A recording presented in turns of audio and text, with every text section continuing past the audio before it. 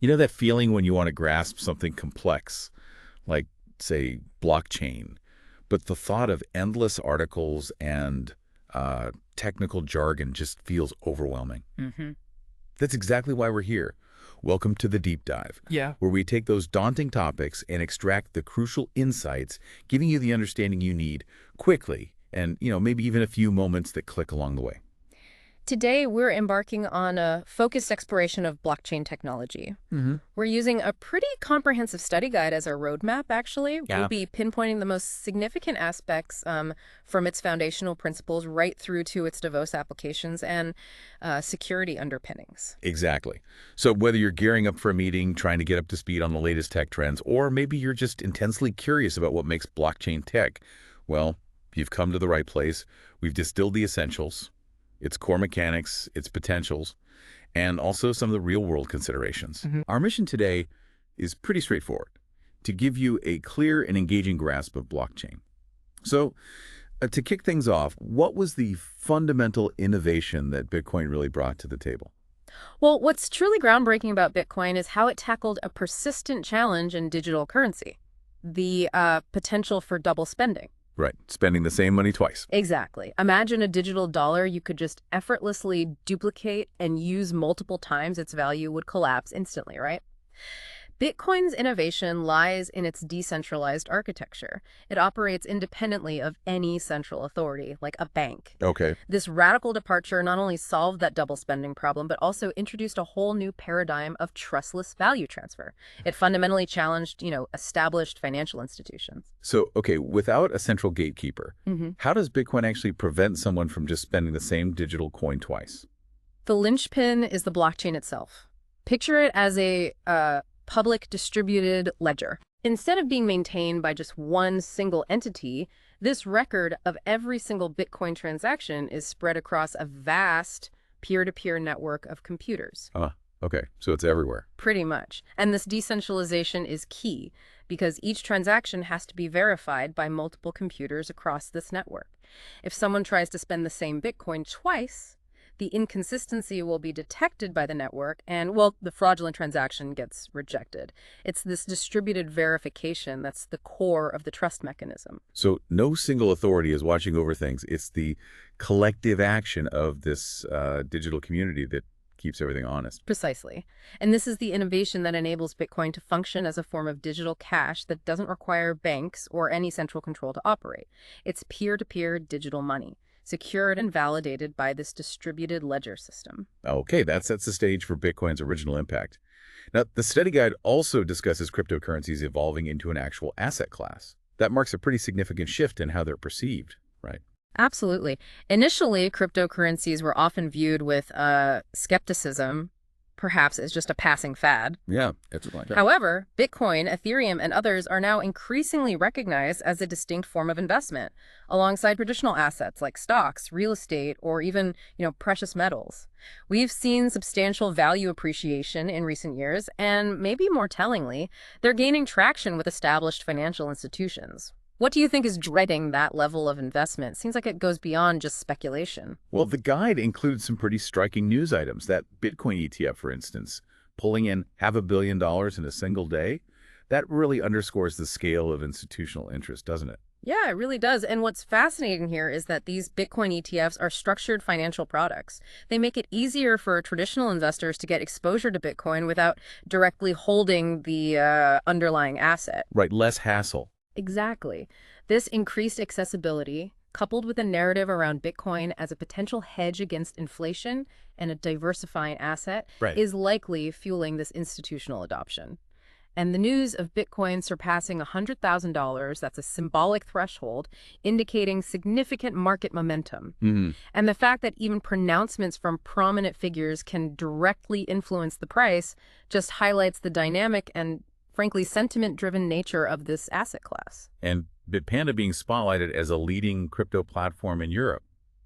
That speaks to the global economic integration of all this, doesn't it? It's clearly not just a fringe internet thing anymore. Exactly. It signifies that blockchain technology and cryptocurrencies are establishing a tangible economic presence, giving rise to new businesses and platforms with real-world relevance. However, the study guide wisely includes critical perspectives too, like Warren Buffett's casino chip analogy. Right, the Oracle of Omaha dismissing it as pure speculation, lacking intrinsic value. That's a pretty sharp contrast to the ETF enthusiasm. It is. Buffett's viewpoint emphasizes the inherent volatility and the fact that, unlike a company generating profits, the value of cryptocurrencies is largely determined by market sentiment and, well, what others are willing to pay. This speculative element is certainly a factor. The guide also touches on the NFT boom and bust as a kind of cautionary tale of how quickly hype can inflate and then deflate valuations. Oh yeah, that NFT market correction, 95% reportedly worth next to nothing now. A stark reminder of market volatility for sure. What's important to discern here, I think, is the difference between fleeting market trends and the enduring potential of the underlying technology itself. Right. While some applications might experience these rapid surges in popularity, followed by sharp declines, blockchain technology itself has had a demonstrable impact across various industries. The key takeaway is developing a more realistic understanding of blockchain's current capabilities versus the ongoing evolution and, sometimes the exaggerated hype. So, blockchain acts as the bedrock for a lot of this, including what's being called Web3. What's the fundamental connection there? Blockchain is indeed a foundational technology for Web3, which envisions a more decentralized and user-centric internet. A core aspect of this decentralization is the peer-to-peer network that blockchain operates on. Can you elaborate on that P2P structure a bit more for me? Sure. Think back to Bitcoin. Instead of relying on a central server controlled by a single entity, the blockchain runs on a network of numerous equal computers, or nodes, distributed globally. Right. Each of these nodes maintains a complete and identical copy of the entire blockchain. This distributed nature means no single entity has unilateral control over the data. Furthermore, these nodes independently verify every new transaction to ensure its legitimacy before it's added to the chain. So it's like a continuous distributed agreement happening across all these computers constantly. Precisely. And to ensure that all these independent nodes agree on the single authoritative version of the blockchain, a consensus mechanism is vital. Proof of work, used by Bitcoin, and proof of stake, now used by Ethereum, are examples of these mechanisms. They provide a way for the decentralized network to collectively agree on the state of the ledger. The guide also mentioned hash algorithms. Where do they fit into this decentralized picture? Hash algorithms, like SHA-2 and SHA-3, are cryptographic functions. They take an input of any size and produce a fixed size output called the hash.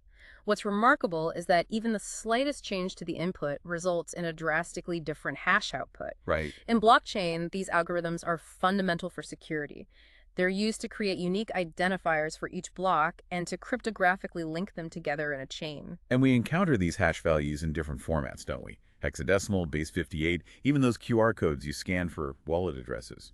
Exactly. Hexadecimal is a common way to represent these long strings of characters. Base 58 is often used for Bitcoin addresses because it omits visually similar characters, like uppercase I and lowercase l, reducing the chance of human error when they're written down or shared. That makes sense. And QR codes are simply a visual encoding of these addresses, making them easy to scan. Ultimately, they all represent the same underlying hash value. This technology enables secure identification of participants, tamper-proof transactions, and traceability of assets without needing a central authority. So security isn't just bolted on, it seems woven into the very fabric of blockchain. Yeah. How do these hash functions act as that core security layer then? Think of hash functions as both the connective tissue and the tamper-evident seal of the blockchain. Each block in the chain contains not only its own unique hash, but also the hash of the immediately preceding block. Okay. This creates a cryptographic chain. If anyone were to retroactively alter a transaction in an earlier block, even by a single character, the hash of that block would change. Right. This change then cascades down the chain because the subsequent blocks all incorporate the hash of the tampered block. Their own hashes would consequently become invalid. This makes any unauthorized modification instantly detectable by any node on the network. It's like a chain of digital seals break one, and the entire sequence shows evidence of tampering. Okay, that's clear. Furthermore, as we touched on earlier, hash functions are integral to the proof-of-work consensus mechanism. The hash puzzle that miners are constantly trying to solve. Precisely.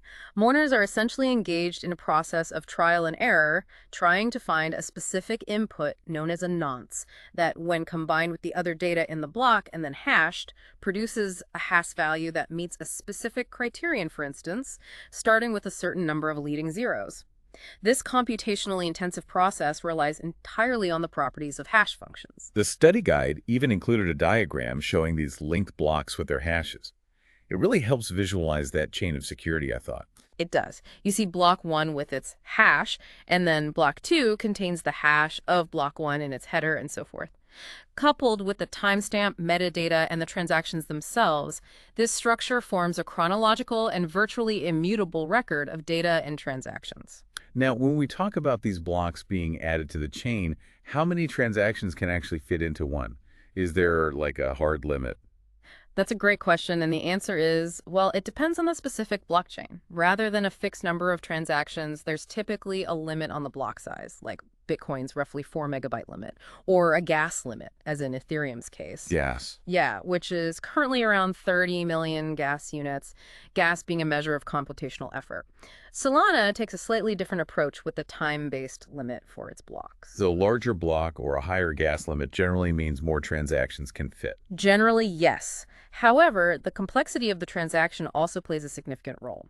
A simple cryptocurrency transfer will consume less space or gas than a more intricate interaction with a smart contract. The study guide provides a good comparative overview.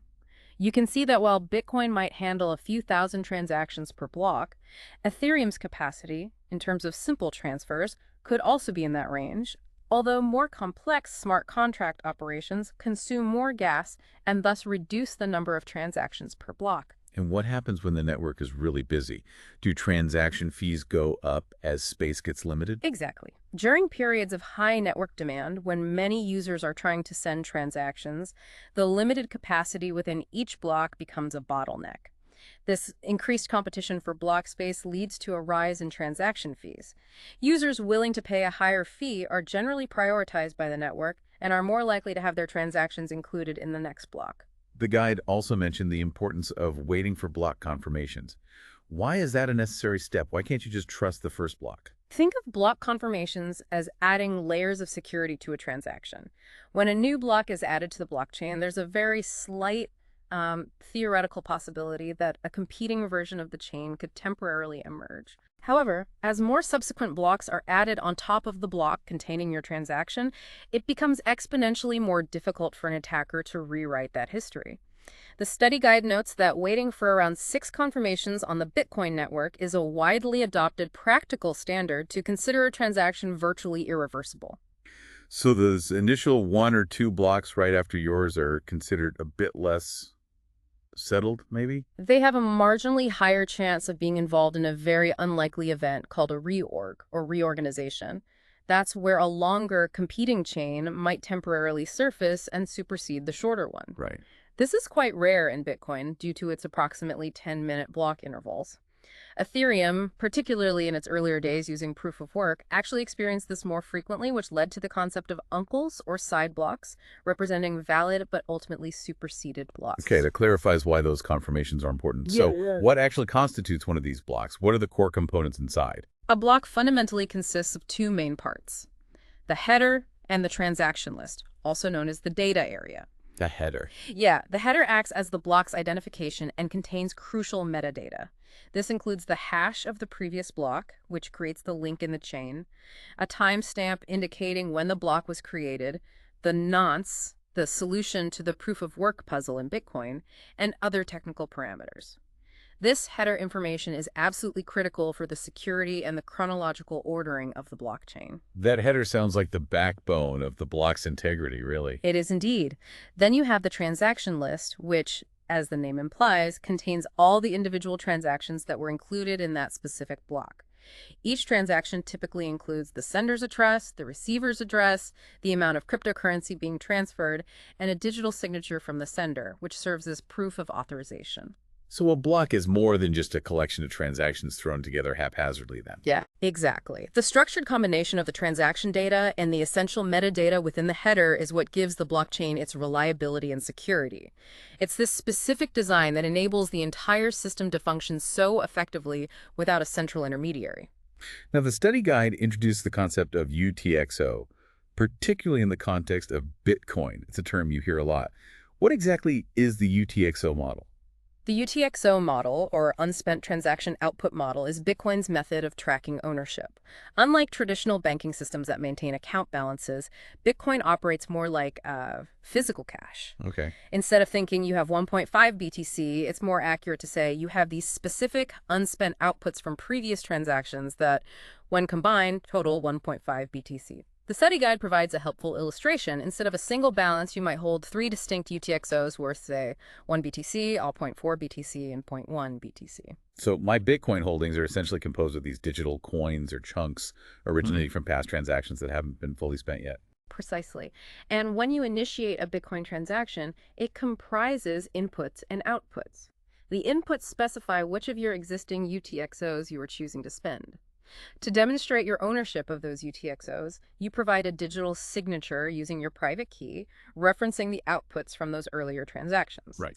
The outputs then define where the Bitcoin is being sent. This can be to one or more recipient addresses. Interestingly, transactions often include a change output as well. Like getting change back when you pay for something with a larger denomination bill. Exactly. If you have a 1 BTC UTXO and you only want to send zero point 0.3 BTC, your transaction will typically have two outputs. One sending 0.3 BTC to the intended recipient, and another sending the remaining 0.7 BTC back to a new address that you control that's your digital change. Ah, okay. The original 1 BTC UTXO is then marked as spent and can no longer be used in future transactions. This step-by-step example with Alice and Bob in the study guide really helps solidify this concept, I think. Yes, that example clearly showed how UTXOs are consumed and new ones are created in a transaction. Okay, so we have these transactions happening, blocks being formed. Yeah. How does this information actually spread across the network? That's where blockchain nodes come into play, right? Absolutely. Blockchain nodes are the computers that actively participate in the network, maintaining the blockchain ledger and validating transactions. New transactions and newly created blocks are disseminated throughout this network using what's known as a gossip protocol. Gossip. That sounds a bit informal for such a critical technical process. It does, but it's a technical term describing an efficient method of information propagation in a decentralized network. When a node receives a new piece of information, like a transaction or a new block, it doesn't directly send it to every other node. Instead, it shares it with a small subset of its neighboring nodes. Okay. These neighbors, in turn, share it with their own neighbors, and so on. It's analogous to how a rumor might spread through a community. It doesn't require a central broadcaster to reach a wide audience relatively quickly. Okay, so it's a decentralized ripple effect of information sharing. What specific tasks do these blockchain nodes perform then? A blockchain node has several key responsibilities. Primarily, it manages the blockchain by storing a complete copy of the entire transaction history. Secondly, it plays a vital role in verification, independently checking the validity of new transactions, ensuring, for instance, that the sender has sufficient funds in the UTXO model and that their digital signature is authentic. They also verify the validity of newly proposed blocks, checking that they are correctly linked to the preceding block via their cryptographic hash and that they adhere to the network's established consensus rules. Thirdly, nodes are responsible for the distribution of information, relaying these new transactions and blocks to other nodes in the network. And as we discussed earlier, some nodes also engage in the mining process, right? Correct. While all full nodes contribute to verification and distribution, some nodes, known as mining nodes in proof-of-work systems like Bitcoin, also actively participate in the consensus mechanism by attempting to solve the computationally intensive cryptographic puzzle to create new blocks and thereby secure the chain. Okay. Finally, some nodes may also provide an interface, often through an API, that allows external applications like wallets, exchanges, and other services to interact with the blockchain. The guide included a simplified illustration of a transaction flow. Can you maybe walk us through that just to paint a clearer picture? Certainly. Let's imagine user X wants to send 8 coins to user Y. The process begins with user X initiating the transaction through their cryptocurrency wallet. This transaction is then broadcast to the network of blockchain nodes. These nodes receive and independently verify the transaction according to the network's rules. Right. Next, the consensus mechanism comes into play in a proof-of-work system like Bitcoin.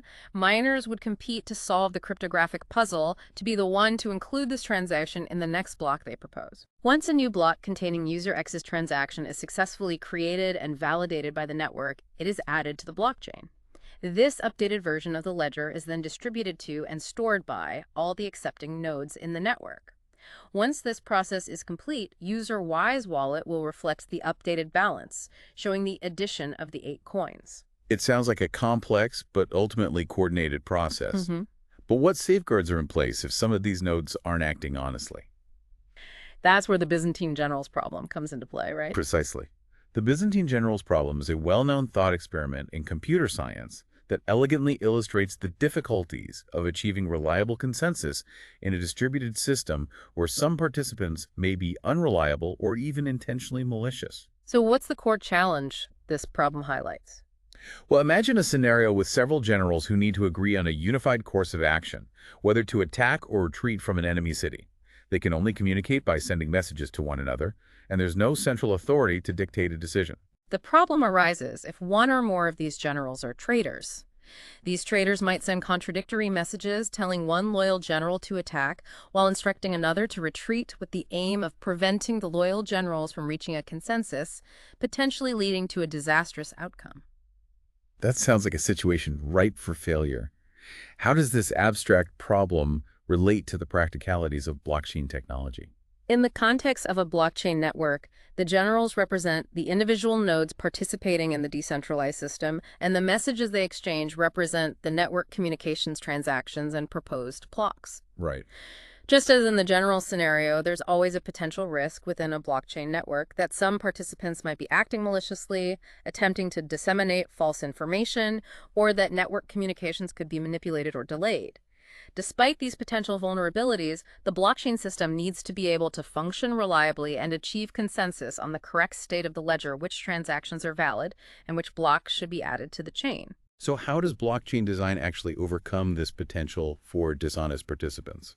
This is where the ingenuity of robust consensus mechanisms becomes apparent. Protocols like proof of work and proof of stake are specifically engineered to achieve what's known as Byzantine fault tolerance, or BFT. BFT. Okay. This means that even if a certain proportion of the nodes in the network are sending false data or acting maliciously, the network as a whole can still arrive at a unified and accurate decision regarding which transactions are valid and which blocks should be appended to the blockchain. The Byzantine generals problem serves as a powerful illustration of the fundamental challenges of reliable communication in distributed systems and underscores the critical importance of having a tamper-proof and trustworthy method for all participants in a blockchain to agree on the truth. So these consensus mechanisms are really the linchpin for ensuring agreement and trust in a decentralized environment, even when some participants might not be trustworthy. What exactly drives the need for these mechanisms in the first place? The fundamental driver is the inherent absence of a central authority in decentralized networks like Bitcoin. In traditional financial systems, a central entity, like a bank, dictates what's a valid transaction and what an individual's account balance is. Right. However, in a decentralized system, no single entity fulfills this role. This raises critical questions. Which transactions should be included in the next block? In what order should they be processed?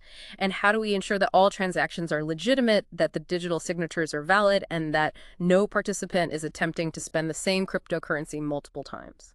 And as we discussed with the Byzantine generals problem, we can't just assume that every participant is acting in good faith. Exactly. In a peer-to-peer network, individual nodes can experience failures, network communication can be subject to delays, and, significantly, malicious actors might attempt to propagate false information to manipulate the system for their own gain. This underscores the importance of achieving Byzantine fault tolerance, the capacity of the system to continue functioning correctly, even in the presence of a certain number of faulty or malicious participants. Okay. Therefore, a consensus mechanism acts as the rulebook that governs how new blocks are created and how their validity is rigorously checked, aiming to safeguard the integrity and security of the blockchain without requiring inherent trust between all the participants. The study guide uses Bitcoin process as a prime example of a consensus mechanism in action. Can you maybe walk us through the key steps involved in Bitcoin's approach. Sure. Bitcoin's consensus process, which relies on proof of work, generally unfolds in 6 key steps. First, a user, let's say Alice, wants to send some Bitcoin to Bob. She uses her wallet software to create a transaction specifying the amount and Bob's address, and then signs it digitally using her private key. This creates a cryptographically verifiable record of her intention. Okay. Second, this transaction is broadcast to the Bitcoin network. It's initially sent to a few of Alice's connected nodes, which then propagate it to their neighbors and so on, ensuring that eventually almost all nodes in the network receive a copy of this new pending transaction. Then the miners get to work, right? The competitive part. Precisely. In the third step, the consensus procedure, specifically proof of work in Bitcoin's case, determines which participant gets the right to create the next block. Miners, who are nodes running specialized hardware and software, compete to solve that computationally difficult hash puzzle. The first miner to find a valid solution gets to create a new block containing a batch of pending transactions from the network's mempool. That's the holding area for unconfirmed transactions. As a reward, the successful miner receives newly minted Bitcoin, the block reward, and any transaction fees included in that block. Yep. Fourth, once a new block is created with a valid hash satisfying the network's difficulty target, it's broadcast to the rest of the network. All the other nodes then proceed to the fifth step, verification. Each node independently checks if the new block is correctly linked to the previous one, and if all the transactions inside are valid, verifying signatures, ensuring no double spending. Blocks that fail these checks are rejected. Gotcha. Finally, in the sixth step, all the nodes that successfully verified the new block add it to their local copy of the blockchain. The blockchain grows by one more block, and the transactions within, including Alice's payment to Bob, are now permanently recorded and considered confirmed. So it's this ongoing competitive puzzle solving that dictates who gets to add the next chapter to the immutable history of the Bitcoin blockchain. Let's delve a bit more into this proof of work mechanism itself. What's the core principle behind it? Well, the fundamental problem proof of work solves is how to establish within a network of anonymous participants who has the authority to create new blocks and append them without allowing any single entity to manipulate the system by controlling a majority of the resources. Right, prevent cheating. Exactly. Satoshi Nakamoto's ingenious solution was to make the process of mining creating new blocks intentionally difficult and therefore economically prohibitive to manipulate. This difficulty is achieved by requiring miners to solve that complex hash puzzle. We touched on this earlier, but can you provide a more concrete illustration of this hash puzzle that miners are trying to crack? Certainly. Imagine you want to find a specific output by applying a hash function to different inputs.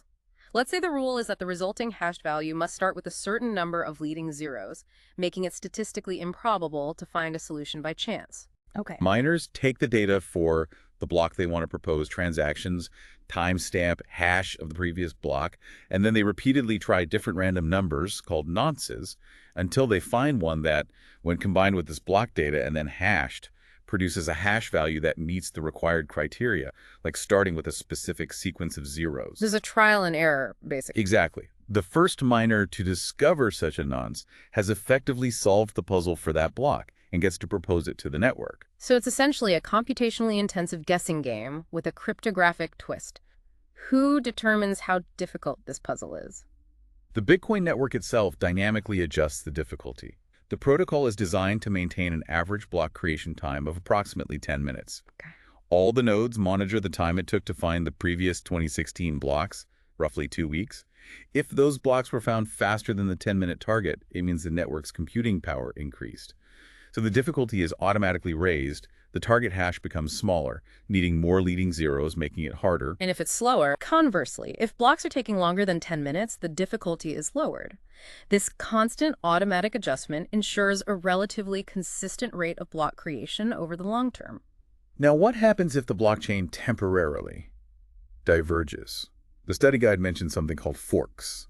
What are those all about? Forks in the blockchain essentially represent points where the single shared history diverges into two or more separate potential paths.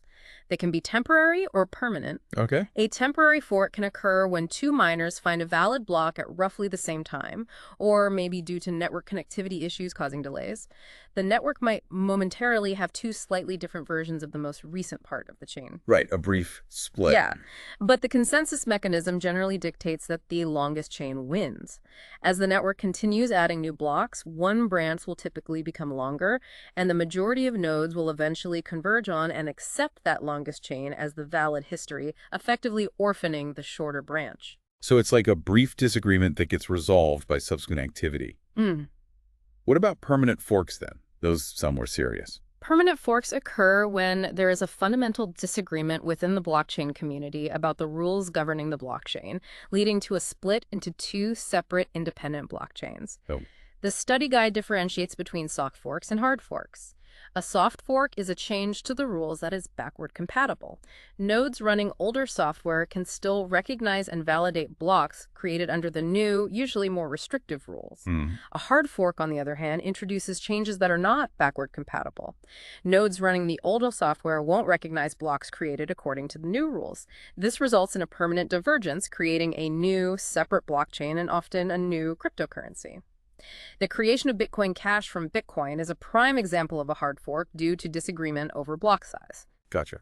So forks can be a source of division, but also show the adaptability and potential for different evolutionary paths within blockchain.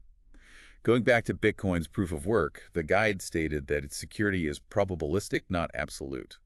What are the implications of that? That's a very important distinction. Unlike some traditional security systems that might offer absolute guarantees, the security of Bitcoin's proof-of-work consensus is fundamentally based on probability.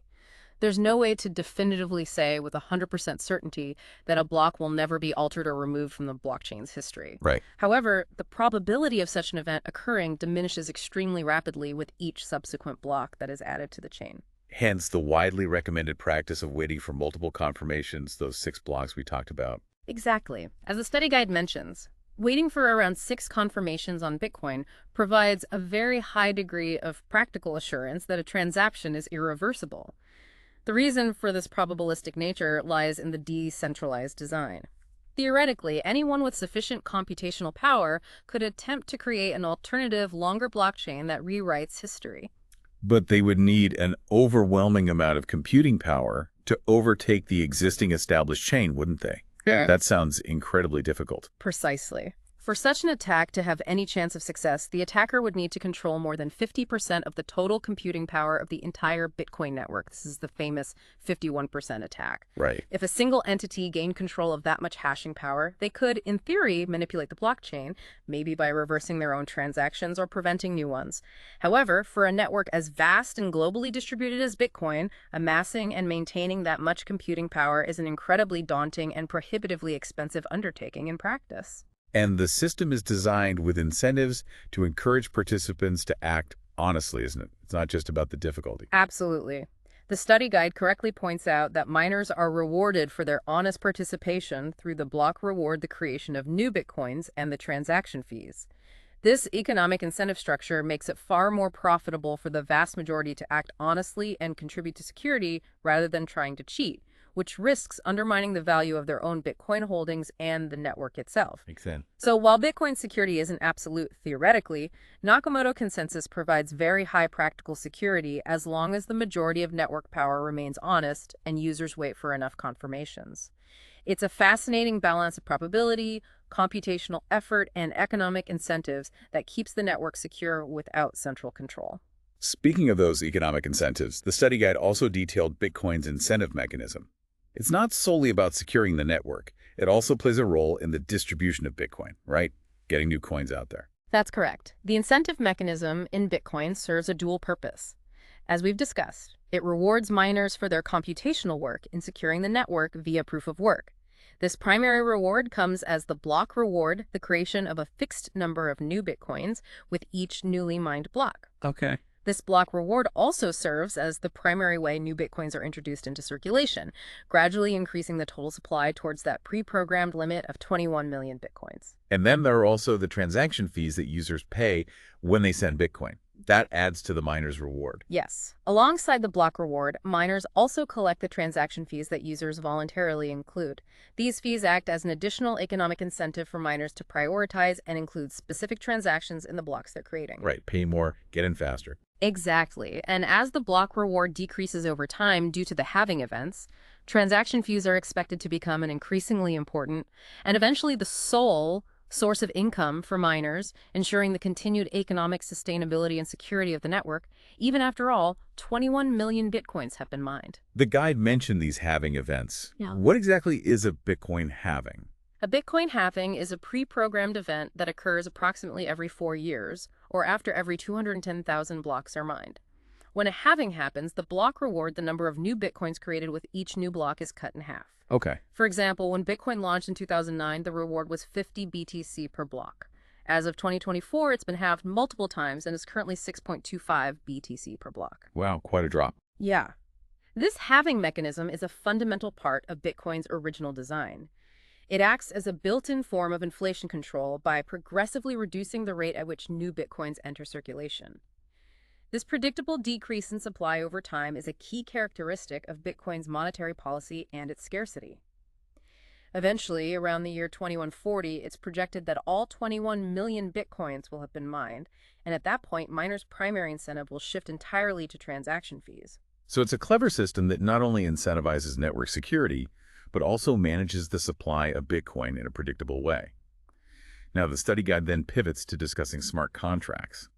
This seems like a broader and more versatile application of blockchain technology, moving beyond just cryptocurrency itself. Precisely. Smart contracts represent a significant evolution, extending blockchain's capabilities beyond simple value transfer. They are essentially self-executing agreements written in code that run directly on the blockchain. Think of them as automated, tamper-proof digital contracts that automatically execute their terms when predefined conditions are met, all without needing intermediaries. And we see these smart contracts playing a key role not only in public blockchains like Ethereum, but also in private or permissioned blockchains, as the study guide touched upon. Yes.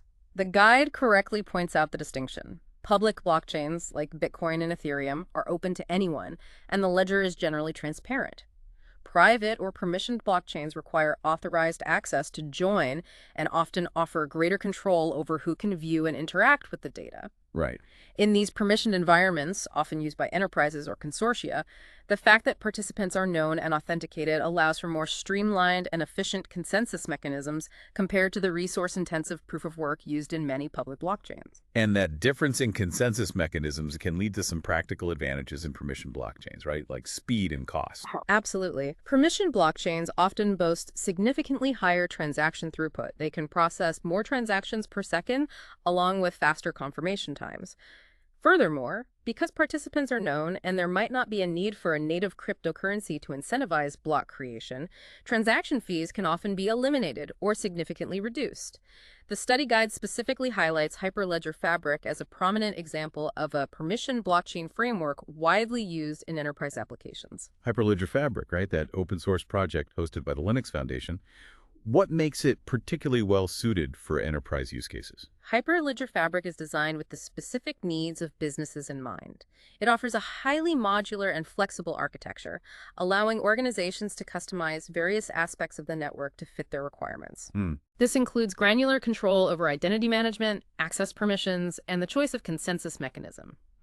It also supports the concept of private channels, allowing specific groups within the network to conduct private and confidential transactions.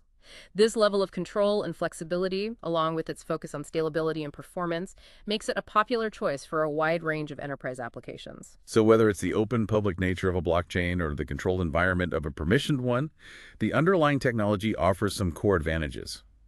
The study guide summarized several of these. Decentralization is a fundamental one, of course. Yes, decentralization is a cornerstone. It removes the need for a central trusted authority, allowing participants to interact and transact securely peer-to-peer, even if they don't inherently trust each other. Right. This leads to another key benefit: consistency. Because all authorized participants maintain a synchronized and immutable record, there's a single, unified view of the data. And the transparency and immutability aspects seem crucial for building trust and ensuring data integrity. Absolutely. On many blockchains, every transaction is permanently recorded and auditable, creating high transparency. Once data is written, it becomes virtually tamper-proof, ensuring integrity and long-term reliability.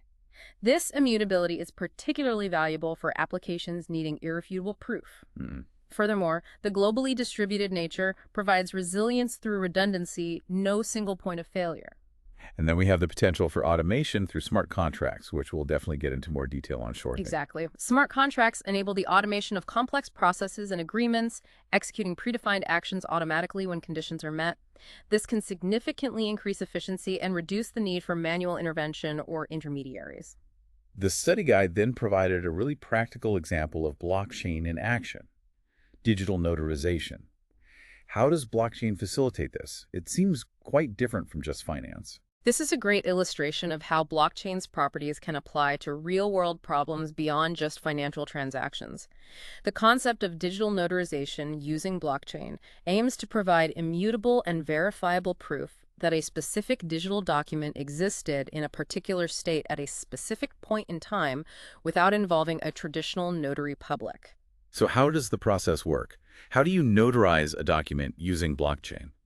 Typically, the user takes their digital document and uses a cryptographic hash function to generate a unique digital fingerprint of that document. Okay, the hash again? Yeah. This hash value, a short string uniquely representing the document's content, is then recorded on the blockchain, along with a timestamp and potentially some identifying info about the user and document. Crucially, the actual document itself is not stored on the public blockchain, only its cryptographic hash is recorded. And this hash acts as the proof of existence and integrity.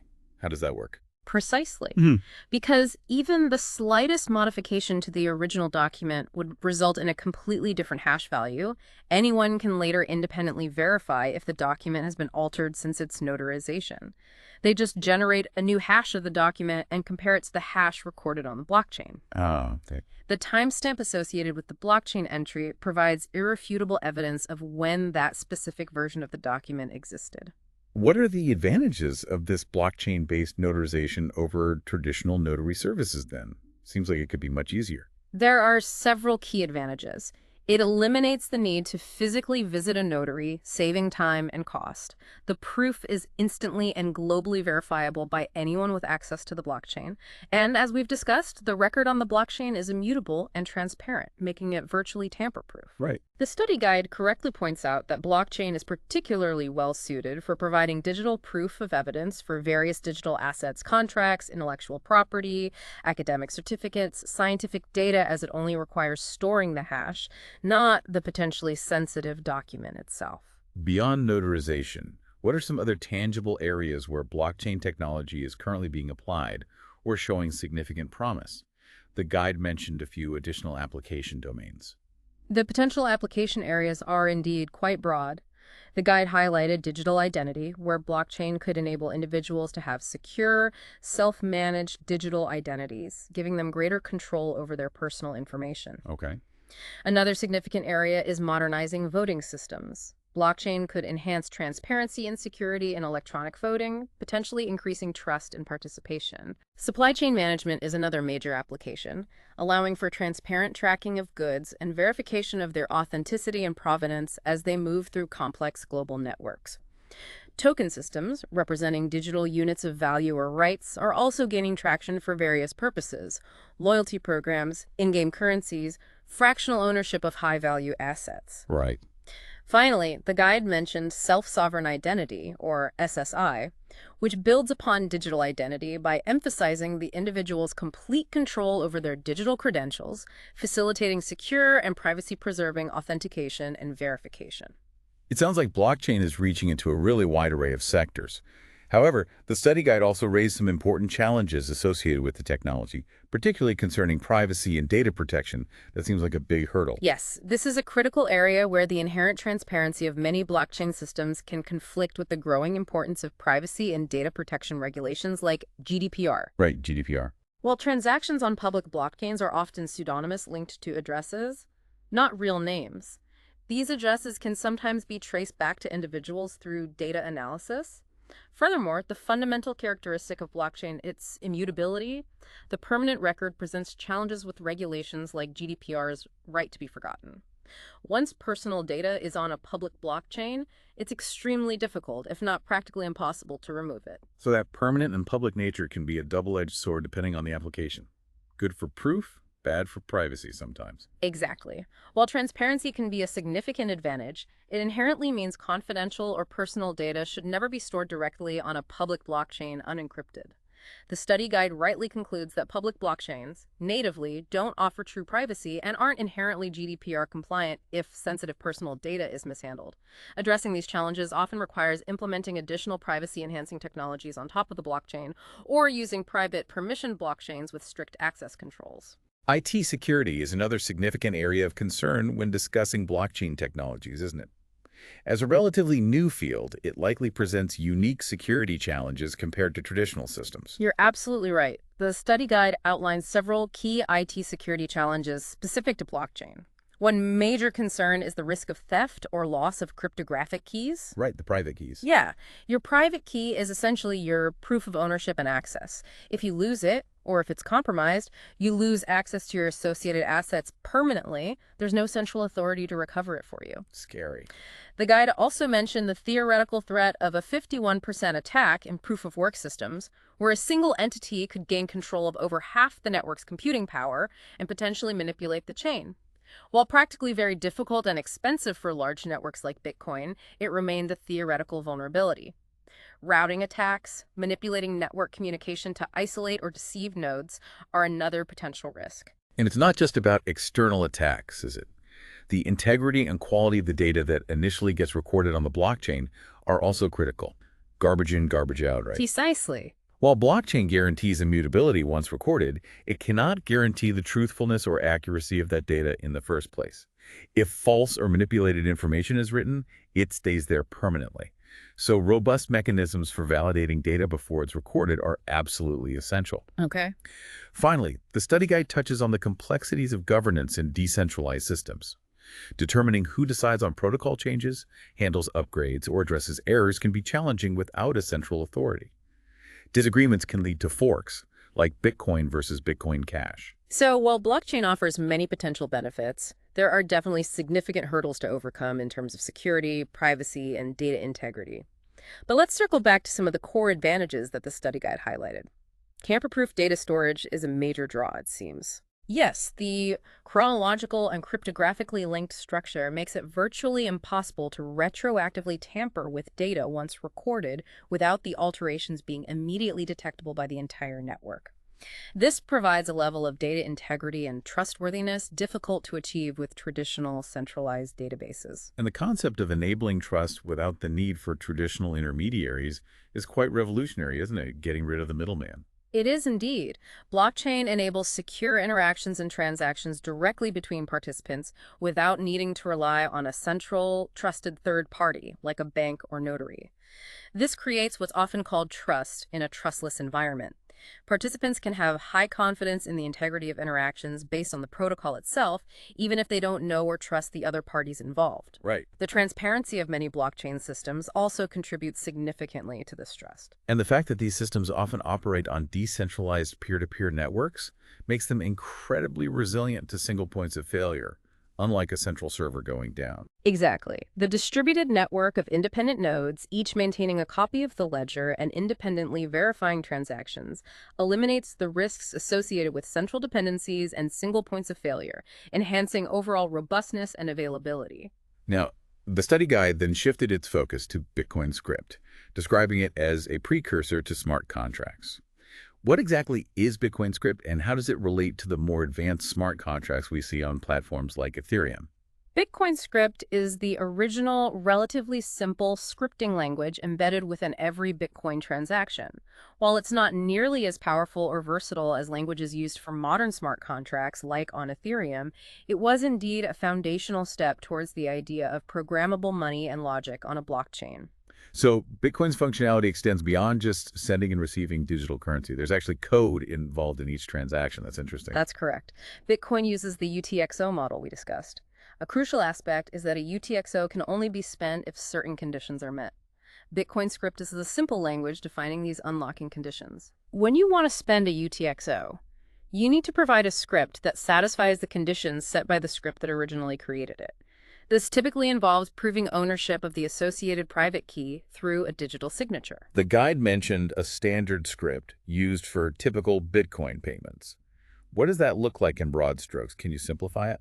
The standard pay-to-public key hash, P2PKH script, the most common type, essentially verifies that the spender provided a digital signature correctly corresponding to the public key hash, a shorter version of the public key, associated with the Bitcoin address that received the funds previously. Okay. The specific sequence of operations involves duplicating the public key, hashing it, comparing it to the expected hash, and then verifying the signature against the original public key. It's a verification process. The guide also mentioned that Bitcoin script allows for some alternative, more complex scripts. Can you give some examples? What else can it do? Yes, while P2PKH is most common, Bitcoin script allows for more complex conditions. Multi-signature scripts, for example, require a certain number of private keys from a predefined set to sign a transaction before the Bitcoin can be spent, useful for shared accounts or enhanced security. Right, like needing 2 out of 3 signatures. Exactly. The guide also touched on proof of burn using OpReturn, which lets users embed small amounts of arbitrary data into the Bitcoin blockchain, although any Bitcoin sent to an OpReturn output is effectively made unspendable. Time lock scripts are another example, imposing a condition that the Bitcoin can't be spent until a specific time or a certain number of blocks have passed. So, while Bitcoin script has some interesting capabilities, the guide also pointed out its limitations compared to smart contract languages on other platforms like Ethereum. What are the main drawbacks? That's a crucial distinction. Bitcoin script was intentionally designed to be simple and secure, with a limited set of operations. It is notably not Turing complete, Not Turing complete. meaning it lacks the ability to perform complex loops or conditional logic possible in more advanced programming languages. Its primary focus remains on facilitating secure, straightforward payments. For building more general-purpose decentralized applications with complex logic, the expressive power of smart contract languages like Solidity on Ethereum is necessary. Yeah. The study guide rightly concludes that Bitcoin script, while a significant first step towards programmable transactions, is limited in scope compared to dedicated smart contract platforms. So smart contracts are really taking that initial idea of programmable transactions to a much more sophisticated level. What are some of the defining properties of these smart contracts then? Smart contracts, as the guide explains, extend blockchain functionality by embedding executable code directly onto the chain. This allows for automated, trustless programs that facilitate and enforce agreements without intermediaries. One key property is that they are initiated by transactions.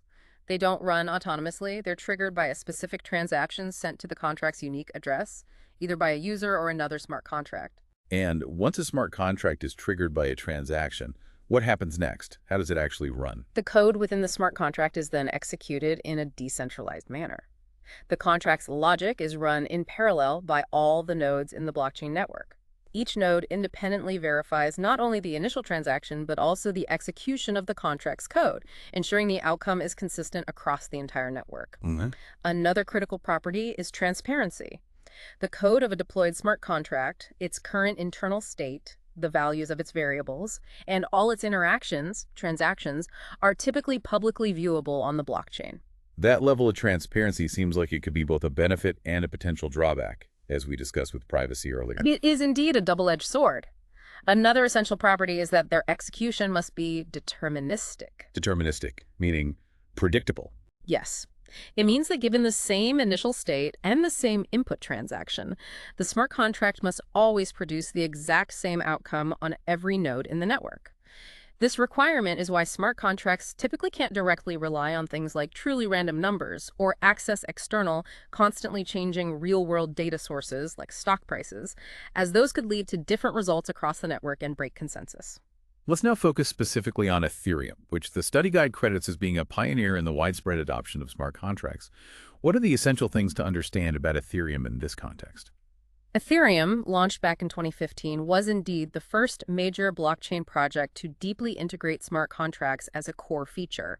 Its primary mission wasn't just to be a digital currency, but to create a versatile, programmable blockchain platform that could host a wide variety of decentralized applications, or dApps, all powered by these self-executing smart contracts running directly on its distributed ledger. And the native cryptocurrency of the Ethereum network is Ether, or ETH, which plays a role in the execution of these smart contracts, right? It's not just for trading. Correct. Ether serves as the fundamental cryptocurrency of the Ethereum network. It's used to pay the transaction fees required to interact with the blockchain, and crucially, it also fuels the execution of smart contracts. When a smart contract runs, it consumes computational resources, and users who trigger these contracts must pay a fee in Ether, known as gas, which compensates the network for that computational work.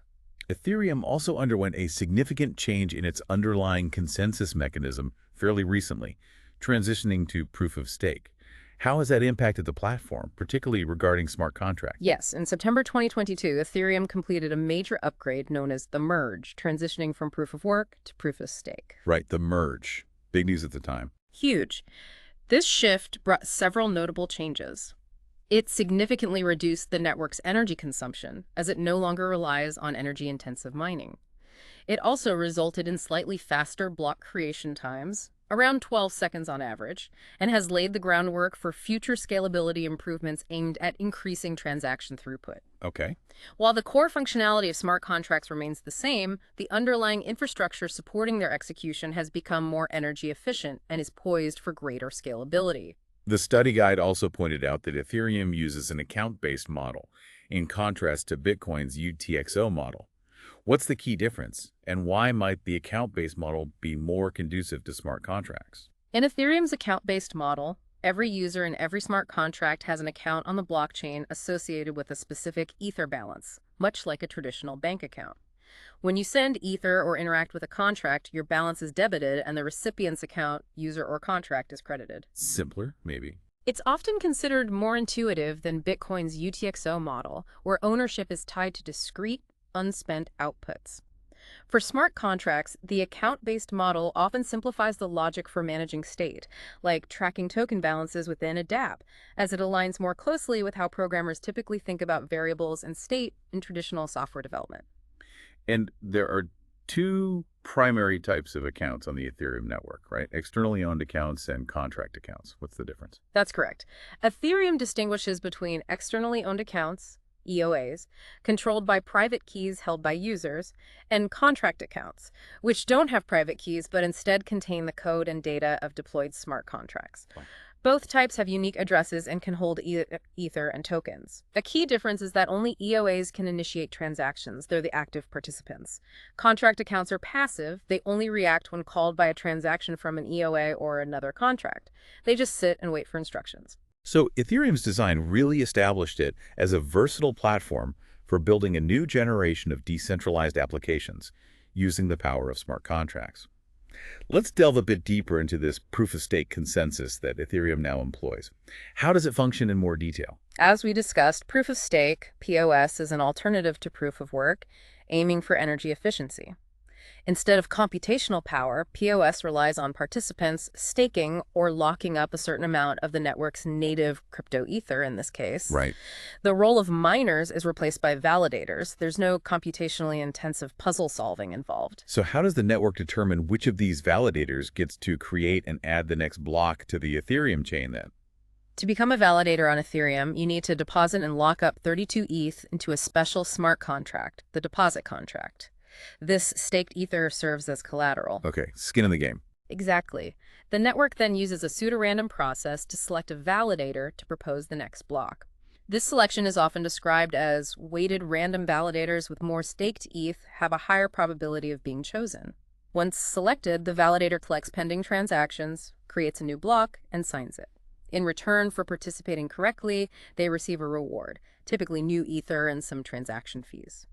Are there mechanisms in place to incentivize validators to act honestly and penalties if they mess up or try to cheat? Absolutely. POS systems like Ethereum have built-in incentive and penalty mechanisms. Validators who actively propose and attest to valid blocks receive rewards, base rewards, plus priority fees or tips from users. Raise the tips. On the other hand, if a validator attempts to act maliciously, like proposing conflicting blocks, or if they fail their duties or go offline, they can face penalties called slashing. Slashing sounds serious. It is. It involves the network automatically reducing the amount of ether they have staked. These economic incentives and penalties are crucial for aligning validators' interests with the network's health, security, and stability. The study guide included a brief comparison of proof of work and proof of stake. It noted that while POS is more energy efficient and potentially more scalable, there are some concerns about fairness and potential centralization. Can you expand on that? That's a fair assessment. One potential concern with POS is the argument that it could lead to a rich get richer scenario, where those holding significant crypto are more likely to be chosen as validators and earn more rewards, potentially concentrating wealth. Right. However, POS offers significant advantages in energy efficiency, eliminating the massive power consumption of POYO. It also has potential for greater scalability and faster transaction finality. But the technical implementation can be more complex and introduces its own security considerations. So it's a trade-off involving different priorities and potential challenges. Let's delve a bit deeper into Ethereum's specific implementation of proof of stake. We talked about needing to stake 32 ETH to become a validator. What happens after that? How are validators selected for their roles, like proposing or attesting? Once the 32 ETH is staked via the deposit contract, the stake becomes active. The network maintains a large pool of active validators. For each slot, about every 12 seconds, the network pseudorandomly selects a proposer from this active set. The probability is proportional to the amount staked. Okay. The proposer gathers transactions and creates a new block. Additionally, for each slot, a larger set of validators are pseudorandomly selected as attesters. These attesters listen to the proposed block and cast votes, attestations, indicating if they believe it's valid according to the rules. These attestations are crucial for reaching consensus. So there are different roles within the validation process, proposers and attesters. What are the specific incentives for these roles beyond the base rewards for participation? Validators on Ethereum receive several incentives. They earn base rewards for correctly performing their duties as proposers and attesters. Proposers also receive the transaction fees, tips, or priority fees that users include to incentivize faster inclusion. Gotcha. Furthermore, Ethereum's POS system includes a burn mechanism where a portion of the transaction fees is permanently destroyed. While this doesn't directly reward validators, it aims to reduce the overall Ether supply over time, providing an economic incentive for ETH holders by potentially increasing the value of the remaining Ether. It sounds like Ethereum's POS model is designed to be not only environmentally more sustainable, but also economically sound through its reward and penalty system. However, we briefly touched on centralization risks earlier. Can you elaborate on why staking pools raise this concern in Ethereum's context? The 32 ETH barrier seems high. Yeah, the primary reason for concern stems from that 32 ETH requirement. It's a significant financial barrier for many individuals. This led to the emergence of staking pools. These pools allow numerous smaller ETH holders to pool their Ether together, collectively meet the threshold, often running multiple validators, and then share the staking rewards proportionally minus a fee to the pool operator. Makes sense. Makes it accessible.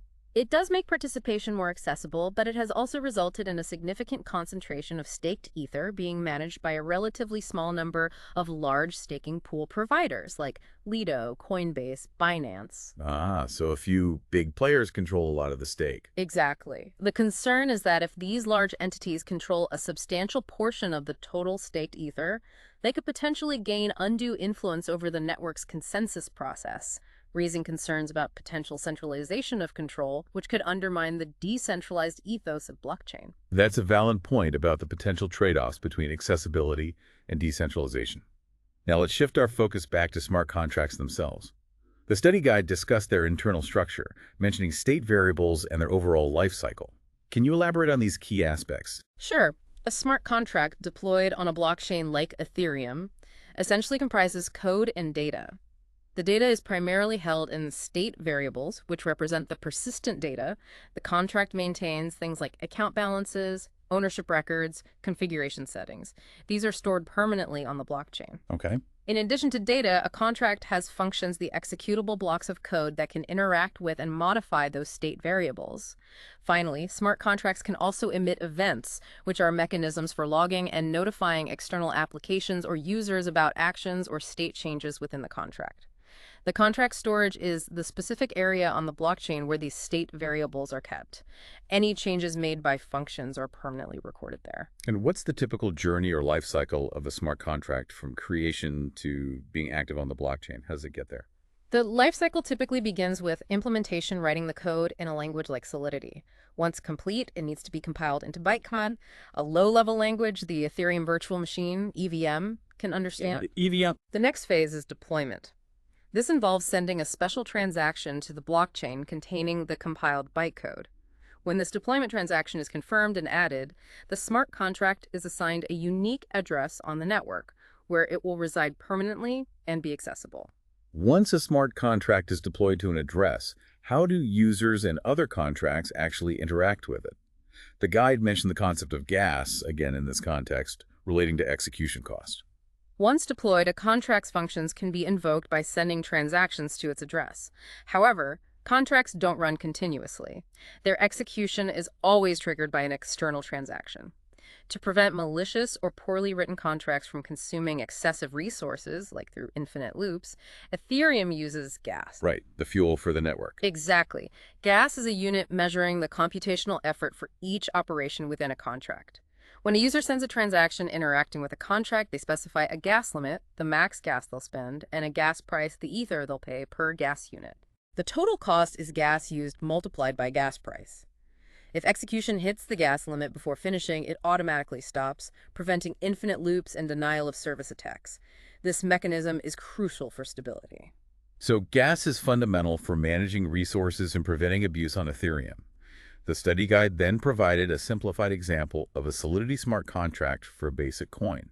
Can you walk us through the core functionality of that contract? What does it do? Sure, this simple coin contract is a good illustration. It typically starts by defining a state variable. Mapping, address, public balances. This creates a public record mapping each Ethereum address to an integer representing their balance of these coins. Okay, like a mini ledger. Exactly. The contract usually has a constructor function executed only once at deployment. In this example, the constructor sets the deploying address as the minter. The minter sounds like an account with special privileges to create new coins, like a central bank for this token. Precisely. The contract would include a function like mint address receiver int amount, typically callable only by the minter. This allows the minter to create new coins and assign them to a receiver by increasing their balance in the balances mapping. Okay. Finally, it would have a function like send address receiver int amount. This allows any user holding these coins to transfer an amount to another receiver, provided they have enough balance, checked using a require statement. The send function then updates the balances mapping, decreasing the sender's and increasing the receiver's balance. So even in this basic example, we see how smart contracts manage internal data, balances, enforce access control, only minter mints, and facilitate value transfer based on program logic. The guide then went on to discuss some extended functionalities like view functions and events. What are those for? These are important features. View functions, or read-only functions, inspect the contract state without modifying it. Because they don't change the blockchain state, they don't require network consensus and cost no gas. An example is getBalance, address user, which just returns the current balance. Okay, just looking, not touching. Right. Events provide a way to log specific occurrences or state changes during execution, like a token transfer. These logs are stored on the blockchain and can be listened to by external applications, like UIs or off-chain services, allowing them to track contract activity and potentially trigger notifications. You can also make event parameters indexed for efficient searching. And access control. Access control, which we saw with the minter, is crucial for defining who can call certain functions. It ensures only intended parties perform sensitive actions. This is often done using require MSG sender, Agron checks, or through reusable modifiers like only owner. These concepts are vital for building secure contracts. The study guide then provided more detail about Solidity, the most widely used language for writing smart contracts for the Ethereum Virtual Machine, EVM.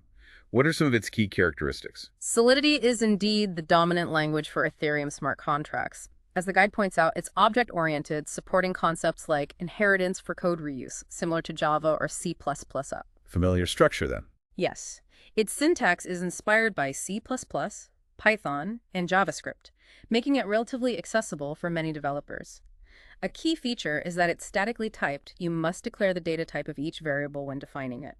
This catches many potential errors early, during compilation, leading to more robust contracts. The guide also mentioned different memory locations within Solidity, like call data, memory, and storage. Right. What's the significance of these distinctions? Why different places to put data?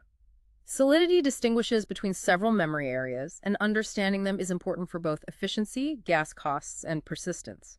Call data is read-only memory for arguments passed to a function externally. Memory is temporary, existing only during a function call. It's cleared afterward. Storage is where the contract's state variables are persistently stored on the blockchain. Modifying storage is the most expensive operation in terms of gas because it involves writing permanently to the distributed ledger. Okay, so storage is the permanent expensive part. Right. Finally, Solidity supports complex data structures like mappings, key-value stores, and structs, custom data types, grouping variables. Understanding these is crucial for writing efficient and effective smart contracts. Now, smart contracts operate within the isolated environment of the blockchain, but many real-world applications need them to interact with data outside the blockchain, like stock prices. That's where blockchain oracles come in, right? Exactly. Smart contracts, by design requiring determinism and consensus, cannot directly access off-chain data sources like current stock prices, weather, or sports scores. Why not? Because these external sources are often non-deterministic. Their values can change and might be different for different nodes at different times. This would break the crucial consensus among the nodes. So, blockchain oracles act as these trusted intermediaries, bridging the gap between the on-chain world and the off-chain real-world data. Precisely. Oracles are entities or services that fetch data from the external world and provide it to smart contracts on the blockchain in a format the contracts can use. The study guide distinguishes between centralized and decentralized oracles. Okay. A centralized oracle relies on a single source, introducing a point of trust you have to trust that single oracle. Decentralized oracle networks, like Chainlink, use multiple independent oracles to retrieve and report data. They often use consensus mechanisms among the oracles themselves to aggregate data and determine the most accurate information to feed into the contract. The goal is trustless, reliable connections to external info. So while oracles are essential for many real-world applications, they also introduce new security considerations, especially if they are centralized. The study guide then moved on to evaluate smart contracts, starting with their inherent advantages. The idea of a trustworthy distributed computer seems like a core benefit. Yes, that concept is fundamental. Once deployed, a smart contracts code executes the agreed logic transparently and automatically, reducing the need for trust between parties. This leads to another advantage: automation and disintermediation. Right, cutting out the middleman again. Exactly. Contracts can automate processes like releasing payment on delivery confirmation, removing intermediaries like escrow services, or banks in certain transactions. And the transparency that comes with having the code often publicly auditable is another key benefit in many scenarios, isn't it? Absolutely. The code and transactions are often publicly viewable, allowing anyone to inspect functionality and verify execution, fostering trust and accountability. Finally, the autonomy is significant. Once deployed, a contract operates independently according to its programmed logic, regardless of its creator. This code is law. Principle means behavior is predictable and can't be unilaterally altered unless the code itself allows for upgrades. So smart contracts offer a lot of promise for creating more efficient, transparent, and trustless systems. But the study guide also outlines some of the challenges and disadvantages. Limited privacy due to transparency is definitely a significant concern for many applications. That's right. The public nature of most current platforms means everything a contract does, data stored, transactions executed, is generally visible. This is a substantial limitation for sensitive or confidential information. Yeah, can't put secrets on there. Another major challenge is error handling and updates. Once deployed, a contract is typically immutable. Code can't be changed. If bugs are found later, fixing them is complex and costly, often requiring deploying a new version and migrating users and data. And the performance and cost associated with running smart contracts can also be limiting factors, right? Gas fees and speed. Yes, performance is tied to the underlying blockchain's capabilities. Execution can be slower and have lower throughput than traditional software due to distributed execution and consensus. Additionally, gas costs on platforms like Ethereum can fluctuate significantly with network congestion and contract complexity, sometimes making interactions prohibitively expensive. The guide concludes that while contracts offer advantages, challenges in privacy, error handling, cost, and performance need careful consideration. Let's now discuss the different types of data that can reside on a blockchain. The study guide drew a distinction between general application data and crypto assets, also known as tokens. What's the fundamental difference between these two categories? The guide makes a useful distinction based on purpose. General application data is non-financial info recorded primarily for traceability, immutability, and transparency. Examples include the hash of a notarized document, vote results, or supply chain status updates. The goal is a verifiable, permanent record. Crypto assets, or tokens, are digital representations of value, rights, or ownership recorded and managed on the blockchain. They can be traded and transferred and can represent a wide variety of things: digital currencies, ownership stakes, access rights. And these tokens can be created and exchanged, Yeah. essentially representing a digital form of asset ownership or utility. Exactly. Tokens can be created, minting, and freely exchanged via on-chain transactions. They embody various forms of value or rights, making them versatile tools for representing and managing digital and even real-world assets. The guide correctly concludes that beyond transactions, blockchain enables secure storage of state, ownership, and rights, with tokens as the primary instrument. Now, the terms cryptocurrency and token are often used somewhat interchangeably in popular discussion. Is there a fundamental technical distinction between them that's important? Yes, there is a key technical distinction. Cryptocurrencies are typically the native digital assets of a particular blockchain protocol. They're integral to its operation, used for paying transaction fees, rewarding participants, miners, validators, and as the primary medium of exchange within that ecosystem. Hmm. Bitcoin on Bitcoin, Ether on Ethereum, those are native cryptos. Okay. Tokens, on the other hand, are digital assets created on top of an existing blockchain using smart contracts. A single platform like Ethereum can host vast numbers of different tokens. These tokens follow the rules defined in their specific smart contracts and represent various things, independent of the underlying native crypto. The guide gave the example of the thousands of different tokens that exist on the Ethereum blockchain, like stablecoins, USDT, and utility tokens, Chainlink, all operating via smart contracts. Exactly. Stablecoins like Tether, USDT, DeFi tokens like Chainlink, LINK, and non-fungible tokens, NFTs, all exist as tokens on Ethereum. They're created and managed by individual smart contracts deployed there, not by the core Ethereum protocol itself.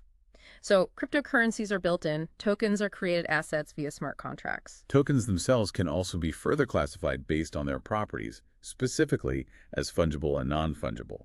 What's the core difference between these two types of tokens? Right. The guide explains that fungible tokens are characterized by the fact that each unit is equivalent and interchangeable with any other unit of the same token. Like standard currency, $1 is the same as any other dollar. Okay. Fungible tokens are commonly used for currencies like stablecoins, utility within a platform, or governance rights. Non-fungible tokens, or NFTs, are distinguished by each token being unique and not interchangeable.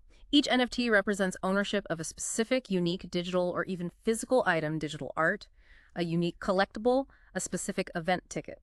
They represent ownership of distinct assets or grant unique access rights. The study guide then introduced the ERC20 token standard. What is this standard, and why is it so significant for fungible tokens on Ethereum? The ERC20 standard is a technical specification for creating fungible tokens on Ethereum. It defines a common set of rules, functions, and interfaces that all ERC20 compliant tokens must implement in their smart contracts. Okay, like a common language. Exactly.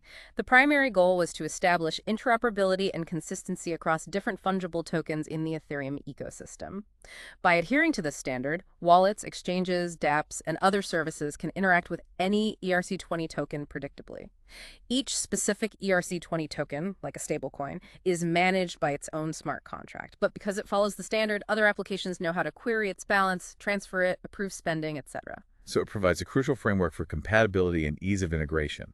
What are some of the key functions that a smart contract must implement to be considered ERC20 compliant? The guide lists several essential functions.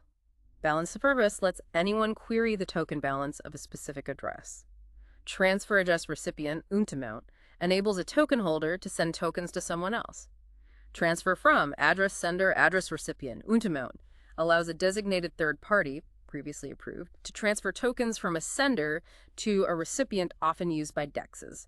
And approve, address spender, amount, lets a holder grant approval to another address, the spender, to spend up to a certain amount of their tokens. These standardized functions are fundamental. While tokens offer a lot of innovation and flexibility, the study guide also touched on some of the challenges they present for end users, particularly regarding complexity and security. What are the main pain points? Yes, the guide rightly points out that interacting with tokens can present technical hurdles. Managing wallets, securely handling private keys, understanding transactions, it can be a significant barrier for many. Yeah, it's not always intuitive. There's also the real risk of permanently losing access if users lose their private keys, as there's no central recovery. Furthermore, because tokens rely on underlying smart contracts, bugs or vulnerabilities in those contracts can lead to loss or theft. Finally, the legal and regulatory landscape is still evolving, leading to uncertainties about theft, inheritance, ownership rights, and the status of tokenized real-world assets. So, while tokens unlock many new possibilities, they also introduce technical, security, and even legal challenges users need to be aware of.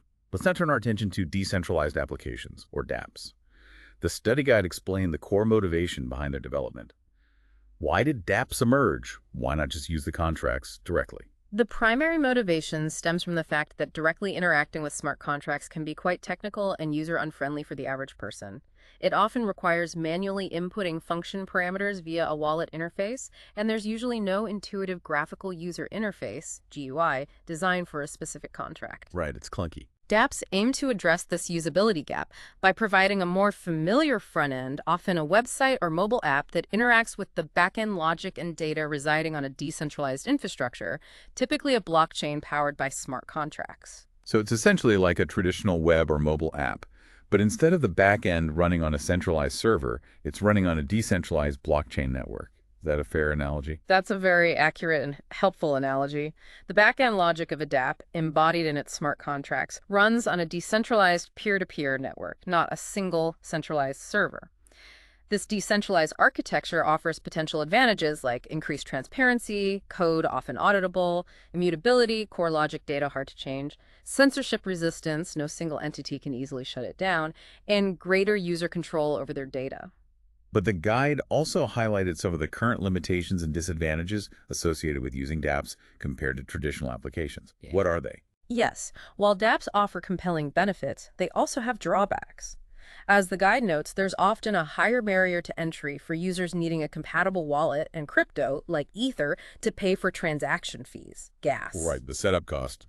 These transaction costs can sometimes be high and fluctuate significantly. Furthermore, reaching consensus on the blockchain can lead to slower execution times compared to the near-instant responsiveness of many centralized apps. Finally, storing large amounts of data directly on-chain is prohibitively expensive, so dApps often need off-chain storage solutions like media files, which introduces complexities and potential points of centralization. So while dApps hold a lot of promise for a more decentralized internet, they aren't a perfect seamless replacement for traditional apps just yet. The study guide gave an example of a very early dApp called CryptoKitties. What was the concept behind that application? It got a lot of press. CryptoKitties, which gained significant attention back in 2017, was one of the earliest and most widely recognized examples of a dApp on Ethereum. It's essentially a blockchain-based game where players could collect, breed, and trade unique virtual cats. Virtual cats, okay. Yeah, each cat was represented by an NFT, adhering to the ERC 721 standard. Each CryptoKitty had distinct digital characteristics and a unique digital genome, making it a one-of-a-kind digital asset players could verifiably own on the blockchain. It sounds relatively simple, maybe even whimsical. What made it so significant in the context of blockchain and dApps then? Despite its premise, CryptoKitties was quite significant. It was one of the first projects to really popularize the concept of NFTs and demonstrate their potential for digital ownership of unique items. It also provided an early real-world example of a functional dApp, allowing users to interact with smart contracts somewhat engagingly. But it also caused problems, right? Right. It did. CryptoKitties inadvertently highlighted Ethereum's scalability limitations at the time. The game became so popular it caused a massive surge in transaction volume, leading to significant network congestion, slower transaction times, and dramatically higher gas fees. This event was a wake-up call, underscoring the need for more scalable blockchain solutions to support widespread dApp adoption. So CryptoKitties showcased both the potential and the early-stage challenges of dApps and the underlying infrastructure. Now, the study guide then shifted to a comparison between public and permissioned blockchains, which we touched on earlier. Can you reiterate the key differences in their suitability for various applications, especially for businesses? Sure. Public blockchains like Bitcoin and Ethereum are open to anyone. Transactions in the ledger are generally transparent, and trust is established through decentralized consensus mechanisms. Permissioned blockchains like Hyperledger Fabric and Corda require authorization to join. Participant identities are typically known, and trust is often established among the members of the consortium or organization operating it. The guide mentioned that public blockchains might not be the ideal choice for many enterprise-level applications. What are the primary reasons for this hesitation from businesses? Several factors make public blockchains less suitable for many enterprise use cases. The inherent inefficiencies of some, especially proof of work, can lead to slower speeds and higher costs, maybe not meeting business demands. The pseudonymous nature can be a concern for enterprises needing to comply with regulations requiring clear counterparty identification. Right, KYCML stuff. Exactly. The transparency, where transaction details are often public, can be problematic for businesses needing confidentiality. Finally, the lack of a central governing entity in many public chains raises concerns about accountability and the ability to implement necessary changes or upgrades quickly, which is important for enterprise adoption. However, there must be aspects of blockchain tech that are still attractive to businesses, leading them to explore permissioned blockchains. What are those key features pulling them in? Absolutely. Despite the limitations of public chains for certain needs, the core principles remain highly attractive. Decentralization, even in a permissioned setting, eliminates single points of failure and enhances resilience. Immutability provides a tamper-proof, auditable record. Cryptographic security offers strong data integrity assurances. And the potential for increased efficiency through streamlined processes and sometimes smart contracts is a significant draw for businesses looking to optimize operations and build trust with partners. This then leads to the development and adoption of permissioned blockchains. What are the fundamental differences in how they operate that make them more appealing for enterprise use compared to public ones? The study guide highlights a couple of key distinctions. Firstly, access control is defining.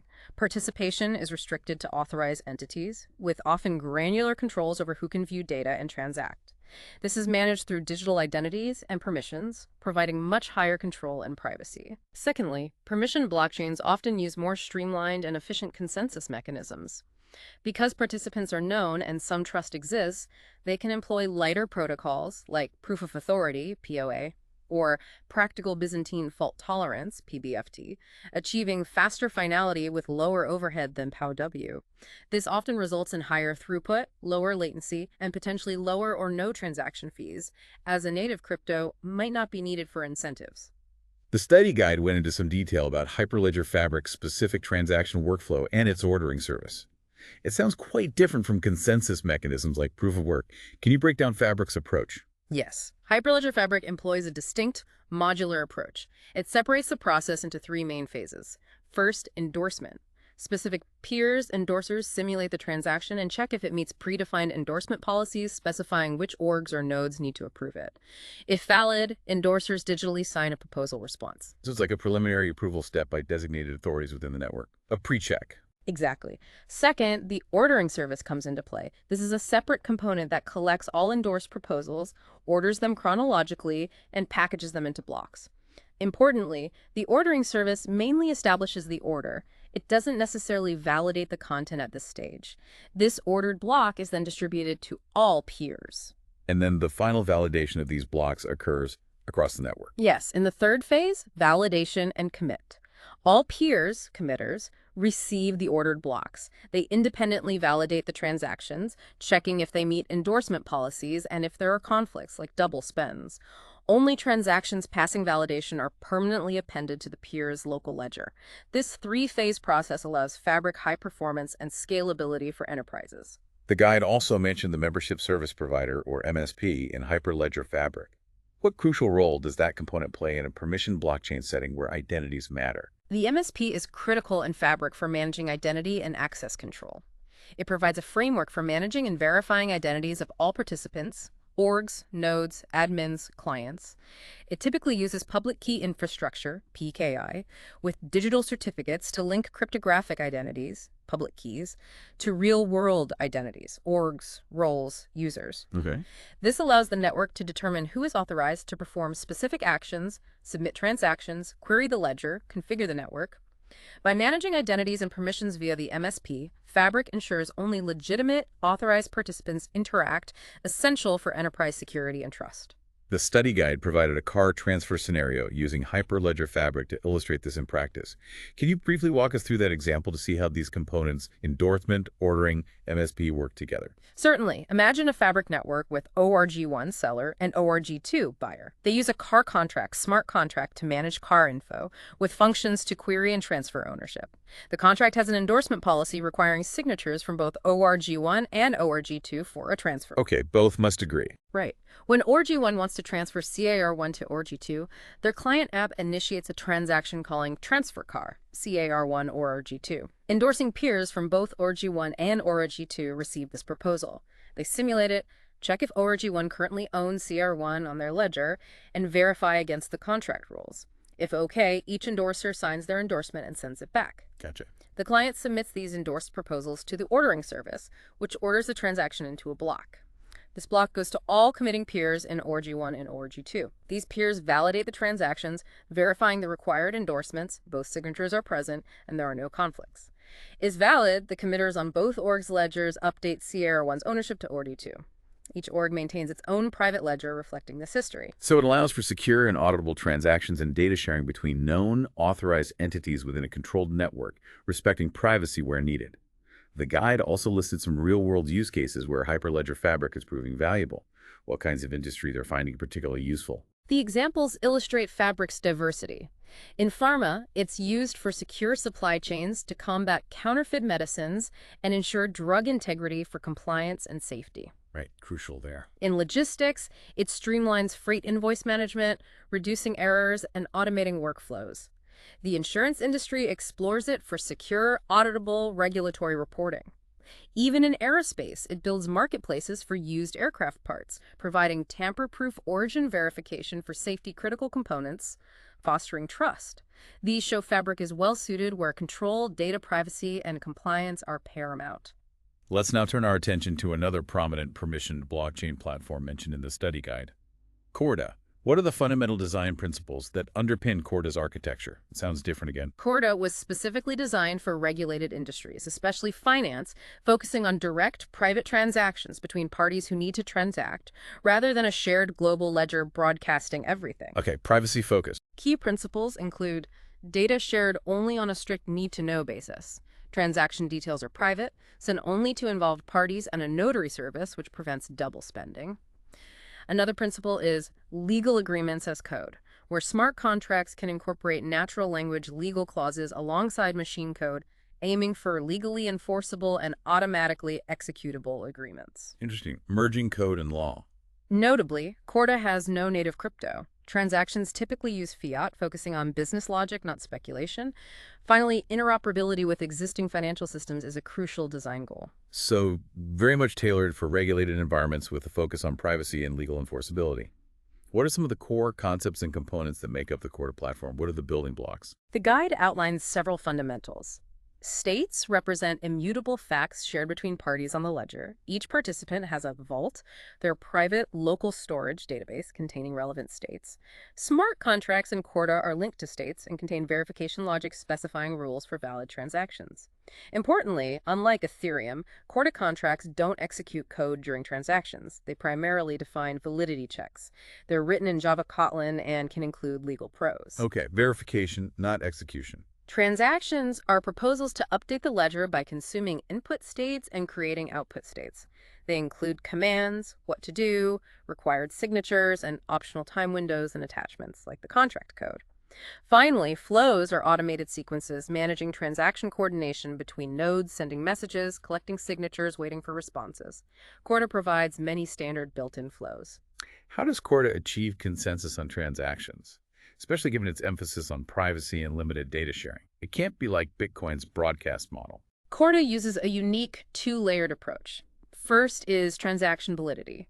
This verifies if a proposed transaction is correctly formed and if all rules in the relevant smart contracts are satisfied. This check is performed only by the parties directly involved, e.g. buyer and seller. Okay, only those who need to know. The second layer is transaction uniqueness. This prevents double spending of input states, ensuring states being consumed haven't already been used. This check is performed by a specialized service called a notary. And these notary nodes are independent entities within the Corda network, acting as a sort of trusted timestamping service. Yes, the notary is an independent service separate from transacting parties. It often acts as a decentralized consensus service, implemented as a cluster of multiple notary nodes for resilience. They use configurable consensus algorithms like BFT or RAFT to agree on transaction order and uniqueness. When a transaction is submitted, the notary checks if the input states are already consumed and if time constraints are met. If valid, the notary signs the transaction, making it final on the ledger. The guide mentions validated notaries, also check contract validity, and non-validating notaries, only check uniqueness for more privacy. This separation makes Corda scalable, privacy-friendly, and adaptable for enterprise needs. The study guide provided a simplified example of a transaction and the associated flow in Corda involving Alice and Bob settling a debt. Can you walk us through that to illustrate these concepts, states, commands, flows, notary in action? Sure. In this example, let's say Alice owes Bob money, represented by an existing IOU state on their ledgers. Lender Alice, borrower Bob, amount 10 UOR, status outstanding. Alice also has a cash state. Owner Alice, amount 3 UOR. She wants to make a partial payment. The proposed transaction would include a pay command. It would propose two new output states, a new IOU state, amount 7 EUR, and a new cash state. Owner Bob, amount 3 EUR. Signatures from both Alice and Bob are required. The transaction might optionally have a time window and attach the relevant smart contract code. And the flow coordinates this. Yes, the flow outlines the steps. Alice, initiator, gets data, creates and signs the transaction. She sends it to Bob, responder. Bob verifies it against his records and contract rules, signs if satisfied, and sends back. Alice then finalizes by submitting the fully signed transaction to the designated notary. The notary performs its uniqueness check. If okay, it signs, committing the transaction to the ledger, updating states in both vaults. These flows are designed to be robust, pausing and resuming if needed. That example really clarifies how a Corda transaction is structured and how the automated flow manages the exchange and validation securely. Now, we focused quite a bit on the core blockchain technologies, but the study guide also touched on the broader blockchain ecosystem. What are the essential components beyond the platforms themselves? Beyond the platforms and smart contracts, a thriving ecosystem needs several other key components. Firstly, the network participants, nodes maintaining integrity, and miners, POUA, or validators, POS, proposing and confirming blocks. Right. Secondly, user-friendly wallets are absolutely essential for individuals to securely interact, manage private keys, sign transactions, and access assets. Wallet security and usability are paramount for adoption. Thirdly, crypto exchanges play a critical role, providing platforms to buy, sell, and trade, often bridging crypto and traditional fiat currencies. Exchanges are often the primary entry point for new users. The guide emphasizes that a functional environment needs this whole interconnected ecosystem of tech, economics, and user tools for real-world applications. Let's delve a bit deeper into the role of nodes. The guide mentioned different types, like full nodes and lightweight nodes, especially in Bitcoin's context. Yeah. What are the distinct functions and trade-offs? Within a network like Bitcoin, there are various node types. Full nodes are the most robust. They store the entire blockchain history, which is huge now, independently verify every transaction, and block against consensus rules, ensuring ledger integrity. They often provide APIs for wallets and dApps. Full nodes are crucial for decentralization and security. Okay, the gold standard. Mining nodes in PowerW focus on mining new blocks by solving the hash puzzle. They can be solo, with their own full node, or pool members, sharing power and rewards. Essential for block generation in PowerW, lightweight nodes, or SPV clients, are resource efficient, often in mobile wallets. They don't store the full blockchain, relying on querying full nodes and only verifying block headers to confirm their transactions are included. Less work, but less secure. Exactly. Practical for users due to low resource use, but less secure and rely on the honesty of the full nodes they connect to. The guide summarizes different node types for different needs: full, secure, independent, resource-intensive, mining, block production, lightweight, user-friendly, reliant. Their interplay ensures network operation. The guide also touched on the mining economy.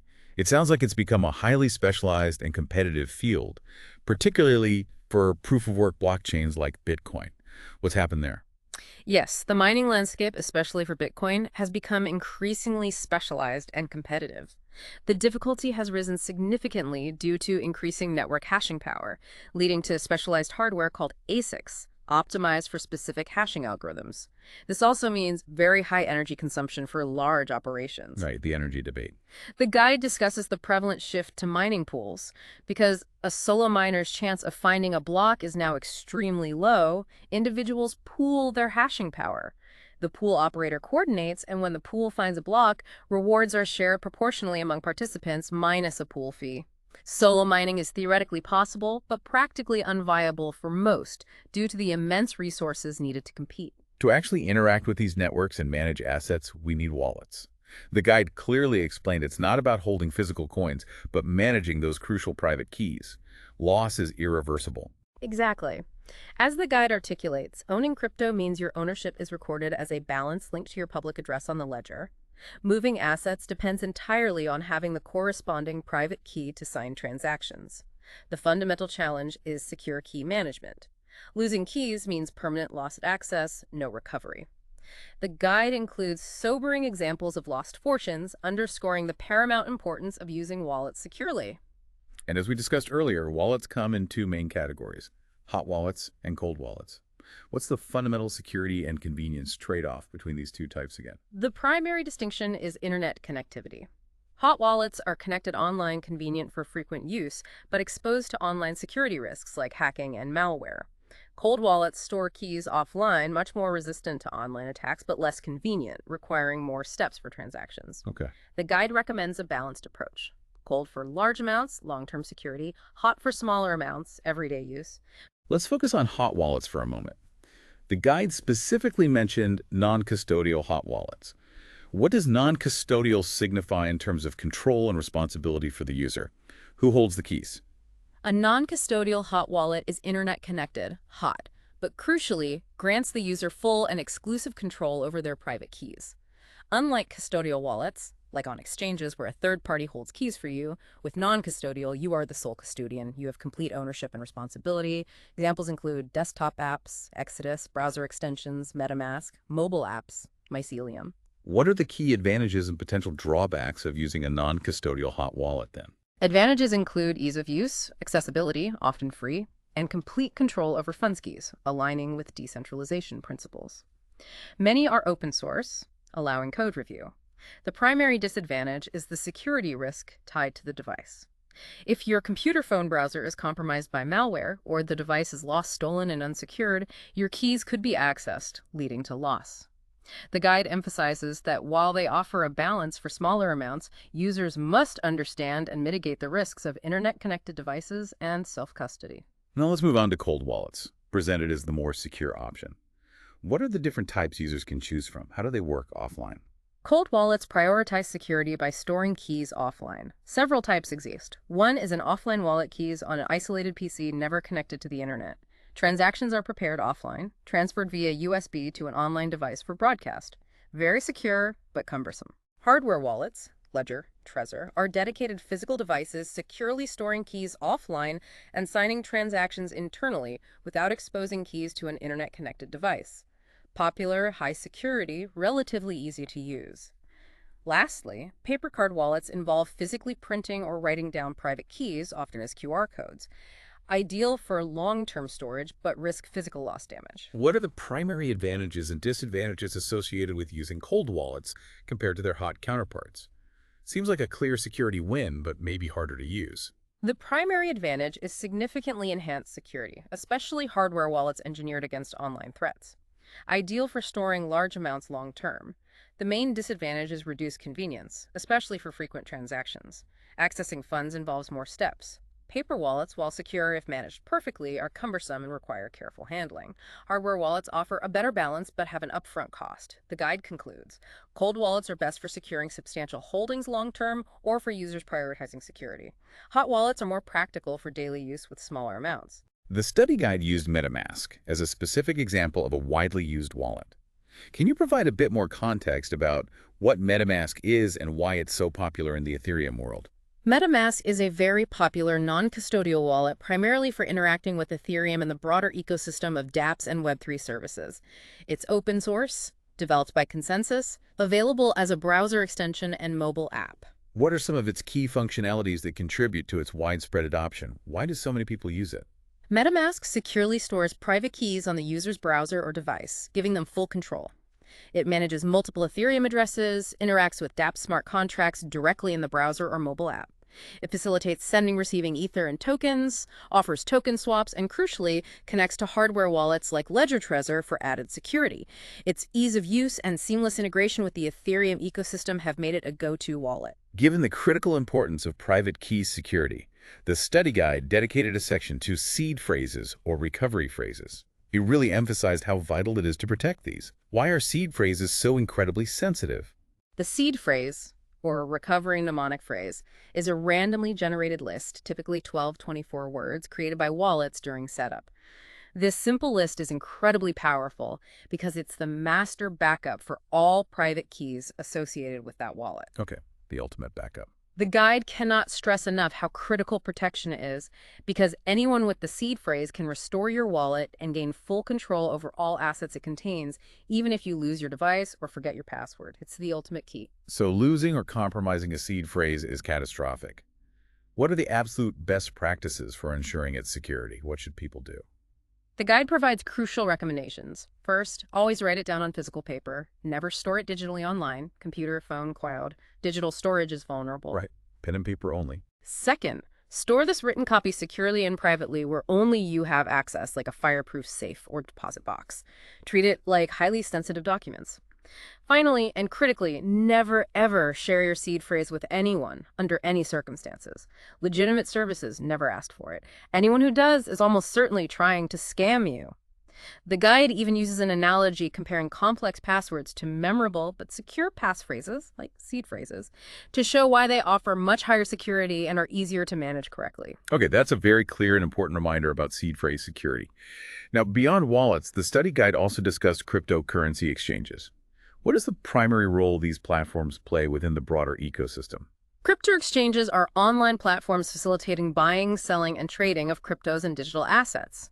They act as marketplaces providing liquidity by matching buyers and sellers. Many also offer custodial wallet services, holding crypto on behalf of users. Examples include Binance, Coinbase, Kraken. They typically offer trading various crypto pairs, often against fiat like USDEUR, different order types, and trading tools. They're a crucial on-ramp, off-ramp for individuals entering, exiting the market. The guide included a word of caution about storing your crypto in custodial wallets on exchanges. What are the main risks associated with doing that? Not your keys, not your coins. Exactly.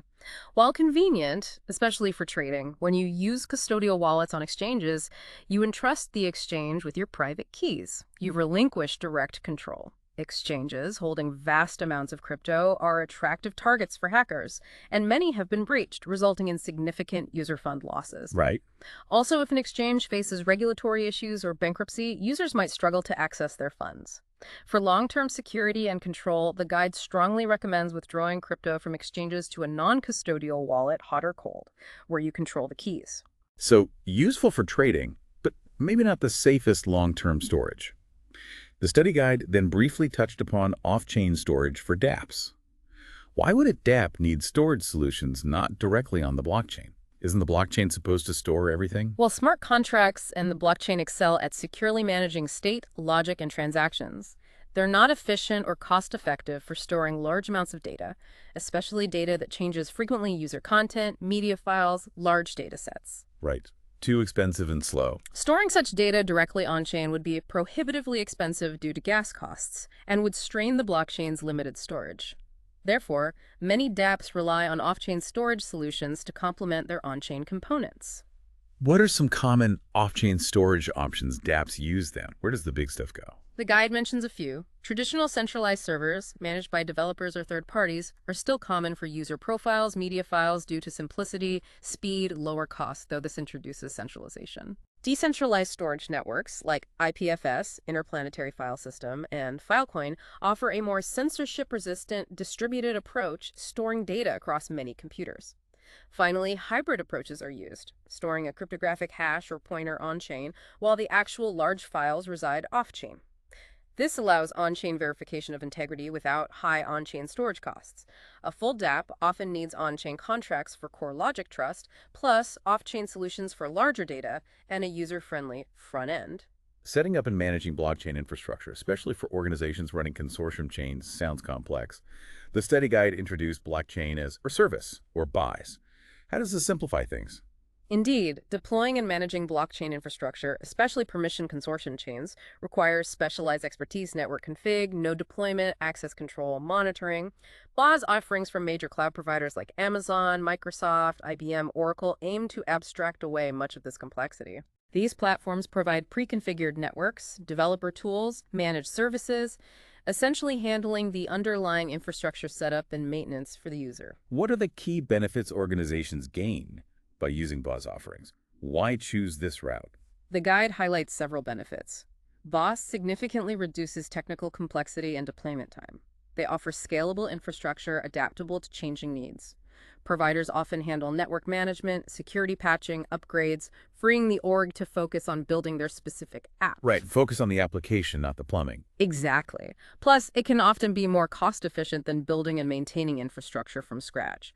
These BaaS platforms typically support various popular protocols like Ethereum, Hyperledger Fabric, Corda, giving flexibility. The blockchain landscape is clearly very diverse and evolving rapidly. The study guide provided an overview of various platforms beyond just Bitcoin and Ethereum. It's definitely not a one-size-fits-all technology, is it? Absolutely not. The ecosystem is incredibly dynamic, comprising platforms with unique designs, goals, and trade-offs. As the guide points out, you have established cryptos, Bitcoin, Litecoin, smart contract platforms, Ethereum, Solana, Cardano, Polkadot, enterprise blockchains, Fabric, Corda, privacy coins, Monero, Zcash, and Layer 2 scaling solutions, Lightning Network Polygon, improving Layer 1 performance. Different platforms address different needs, making different choices in consensus, governance, features. What are some of the critical differentiating factors setting these platforms apart? What should someone look for when choosing?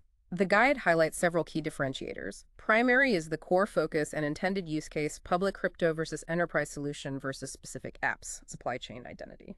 The consensus mechanism is crucial. POW security, decentralization, POS, energy efficiency, scalability, POA, efficiency in private nets, PBFT, fault tolerance and permissioned, each with trade-offs in performance, security, scalability, block size time, throughput, etc. Smart contract functionality varies significantly. Some focus on basic value transfer, Bitcoin. Others have powerful capabilities, Ethereum, Solana. Some are tailored. Finally, governance, how decisions are made and the network evolves, differs greatly, impacting adaptability. The best blockchain depends entirely on the application's specific requirements. We've discussed proof of work and proofs of stake extensively. The study guide also briefly mentioned some alternative consensus mechanisms used by different platforms. What are some examples beyond those two main ones? Beyond POW and PS, various other mechanisms exist. The guide mentioned proof of authority, POA, where consensus relies on a small set of pre-selected trusted validators common in private consortium chains with known identities. Practical Byzantine fault tolerance, KBFT, is designed for consensus even with some faulty malicious nodes, often favored in permission settings needing high fault tolerance. Proof of elapsed time, POET, from Intel, uses secure hardware enclaves to randomly select block creators, aiming for fairness and energy efficiency. These alternatives often suit permission private networks with different priorities than public chains: efficiency, low latency, participant control. Let's delve a little deeper into one of those. Practical Byzantine Fault Tolerance, or PBFT. The guide noted it's often used in permission blockchains. What are the key characteristics making it suitable there? PBFT is specifically designed for permissioned environments where all participating nodes are known and authenticated. It ensures the network functions correctly and reaches agreement even if a certain number of nodes are faulty or malicious, Byzantine faults. Key characteristics include reliance on a known, finite set of validators, often taking turns proposing blocks, round robin. It involves multiple rounds of message exchange between validators needing a strong majority, typically 23, to agree on a block before committing it. What are the main advantages and disadvantages of using PBFT then? Seems robust, but maybe slow. The guide highlights advantages. Guaranteed consistency. No forks if 13 nodes are faulty. High security against manipulation due to the strong majority requirement. However, a significant disadvantage is limited scalability.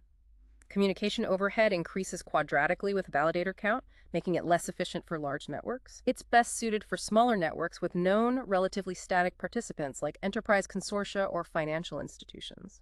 The study guide even included a workflow diagram illustrating the different phases of the PBFT algorithm. It looked like a fairly involved multi-step process. Can you briefly outline the key steps involved? How does it reach agreement? The PBFT algorithm typically involves 5 main phases, as shown. It starts with a client sending a request to the designated primary replica node, replica 0 in the example. The primary broadcasts a pre-prepare message, request plus sequence number, to all other replicas. Okay. Upon receiving pre-prepare, each replica, including primary, sends a prepare message to every other replica indicating they received it. A replica then waits for enough, 2f+1, where f is a max faulty nodes, prepare messages from different replicas. Right, waiting for confirmation. Once met, the replica sends a commit message to all others, signifying agreement, and executes the request locally. Finally, replicas send reply messages to the client. The client accepts the result after receiving enough f+1 consistent replies. This multi-step process ensures agreement despite potential faults, offering high security and fast finality, but with intensive communication, making it suitable for small, known networks. Beyond the major platforms and consensus mechanisms, the guide briefly mentioned other notable platforms with specific focuses, like Ripple Stellar for payments and privacy coins like Monero's Cash. It's a very diverse and specialized ecosystem, isn't it? It truly is. Ripple XRP focuses on fast, low-cost, cross-border payments for banks' financial institutions, though its centralization is debated. Stellar also aims for cross-border payments and financial inclusion, with a more decentralized approach. Then you have privacy coins. Monero uses advanced crypto to obscure sender-receiver amounts. Zcash offers optional private transactions using zero-knowledge proofs. These cater to specific needs. We've talked about improving Layer 1 efficiency through permissioning and alternative consensus. What about the Layer 2 scaling solutions the guide mentioned, like Lightning Network for Bitcoin and Polygon for Ethereum? How do they address scalability? Layer 2 solutions are protocols built on top of an existing Layer 1, like Bitcoin or Ethereum, to increase transaction speed and reduce costs without fundamentally altering Layer 1. Okay, building on top. The guide mentions Lightning Network, Bitcoin, and Polygon, Ethereum. The core idea is moving significant transaction activity off the main chain, handling them in separate channels or side chains, and only anchoring back to Layer 1 periodically or when needed. For example, opening, closing Lightning channels, summarizing Polygon activity on Ethereum. Right. This off-chain processing achieves much higher throughput and lower fees than interacting directly with Layer 1 for every transaction, especially useful for frequent small transactions between the same parties. They offload Layer 1 while still inheriting its security and transparency for final settlement. The study guide also briefly touched upon privacy technologies within blockchain as a future trend. What's the core focus there, making things less transparent? This is a very important and rapidly evolving area. The core focus is protecting sensitive or confidential information within blockchain systems without compromising integrity and verifiability, often achieved through advanced cryptography. Like what? The guide specifically mentioned zero-knowledge proofs, ZKPs, like Zk snarks and Zk starks.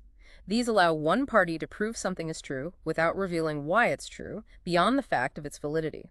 These have huge potential for privacy-preserving applications in finance, identity, supply chains, anywhere you need to verify conditions privately. After this comprehensive overview, the study guide provided key criteria for determining when using blockchain actually makes sense. What are the primary indicators? When should you use it? The guide points to 2 primary conditions. First, when multiple distinct stakeholders need to share data, but may not fully trust each other. Blockchain's decentralized, tamper-proof nature provides that trust layer, e.g., a supply chain with many independent companies. Okay. Second, when requirements for data immutability and transparency or crucial data can't be changed, everyone needs the same verifiable view. And when might a more traditional approach, like a database, be more appropriate? The guide suggests if you can rely on a single trusted third party, or if a traditional replicated central database meets your needs for data integrity and sharing, then a potentially more complex blockchain might not be the most efficient or necessary approach. It's important to weigh blockchain's unique benefits against potential complexities and performance compared to established tech. It's been interesting to see how established traditional financial institutions are beginning to integrate blockchain-related services. The study guide provided several examples of this trend. It is indeed a significant trend, indicating growing acceptance. Examples like Raiffeisen Bank partnering with Bitpanda for crypto trading, Node Venture Sparkas OO for custody, PayPal's stablecoin, Visa's stablecoin payments, JP Morgan BlackRock, and asset tokenization all illustrate this integration. Right. Even Solana Pay, partnering with Shopify for blockchain payments, shows the potential reach beyond traditional finance. These suggest a move towards mainstream adoption and integration into existing financial commercial landscapes. To really bring it all together, the study guide offered a broad overview of the diverse range of current and potential blockchain use cases, spanning finance, supply chain, identity. It's a remarkably wide spectrum. Absolutely. As the guide summarizes, in finance, we see cryptos, stablecoins, DeFi. Supply chain benefits from tracking, provenance, transparency. Blockchain enables innovative payments, Lightning, stablecoins, CBDCs. Digital identity sees self-sovereign identity, secure credentials. Tokenization unlocks fractional ownership. NFTs create new paradigms for digital ownership. Even emerging areas like the metaverse and decentralized governance explore its capabilities. Plus, key sectors like healthcare, secure records, and energy, P2P trading certificates. One of those use cases, tokenization and digital assets, was highlighted for a deeper look.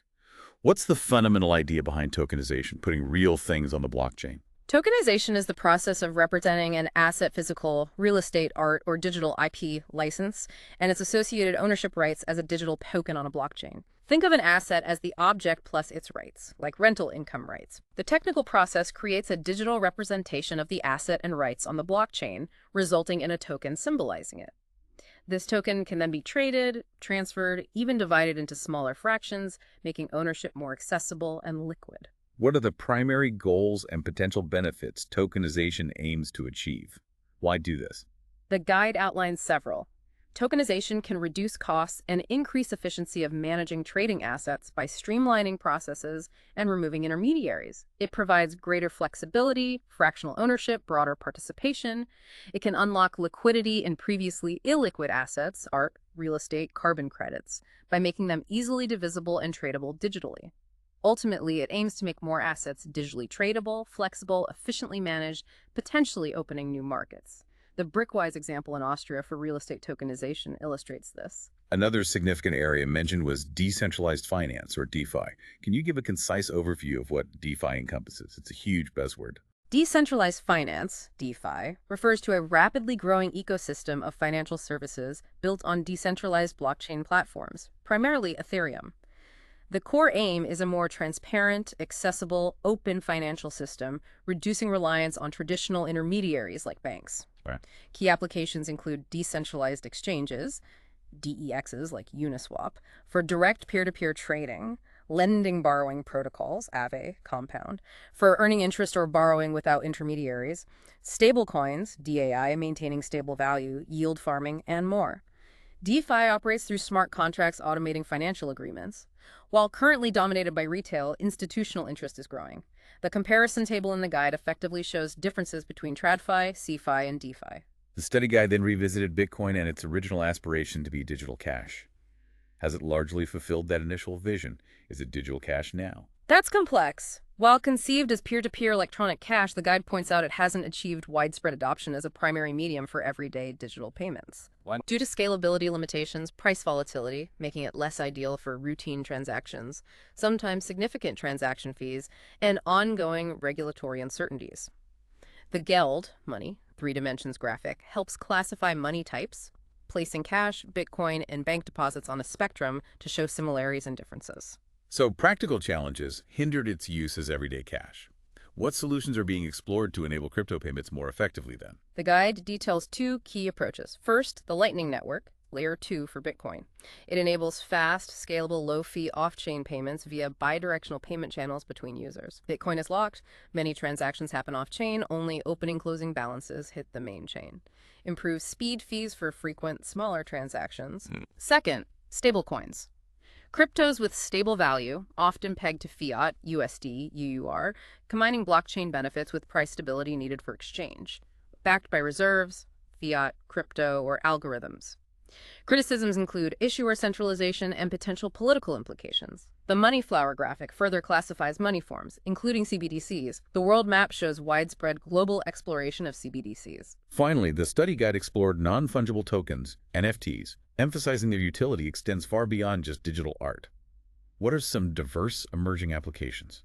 The guide highlights NFTs are digital ownership certificates for unique items, digital or physical. While digital art collectibles were initial breakouts, provable ownership, authenticity, provenance, use cases are expanding rapidly. Examples include in-game items, virtual land, equipment, giving players true ownership, fan tokens for engagement, voting, VIP access, NFT-based ticketing to address counterfeiting and control secondary markets, potentially adding features like resale restrictions or carbon offsets. NFTs are explored for managing intellectual property, IP copyright, enabling direct monetization and tracking ownership with potential automated royalties. The key is NFTs are evolving beyond images to be digital ownership records with diverse uses. The guide also looked at NFTs in the metaverse, collectibles, assets, as digital twins for luxury goods, anti-counterfeiting, in blockchain notarization, supply chain management, digital identity, and Web3. Wow, that was an incredibly comprehensive deep dive into the vast and constantly evolving world of blockchain technology. We've journeyed from its foundational principles and security mechanisms to its myriad applications far beyond just cryptocurrencies and explored the intricate ecosystem underpinning it all. It's truly a technology with the potential to reshape numerous industries. Indeed. We've aimed to extract the core understanding of blockchain, its transformative potential, and some of the practical considerations involved, providing, hopefully, a shortcut to becoming well-informed on this complex and fascinating subject. So as a final thought for you, our listener, to consider, reflecting on the inherent trade-offs between decentralization, security, and scalability that we've discussed throughout this deep dive, what specific real-world problems do you believe blockchain technology is uniquely positioned to address and solve in the coming years? We encourage you to continue exploring and critically thinking about the transformative possibilities this technology holds.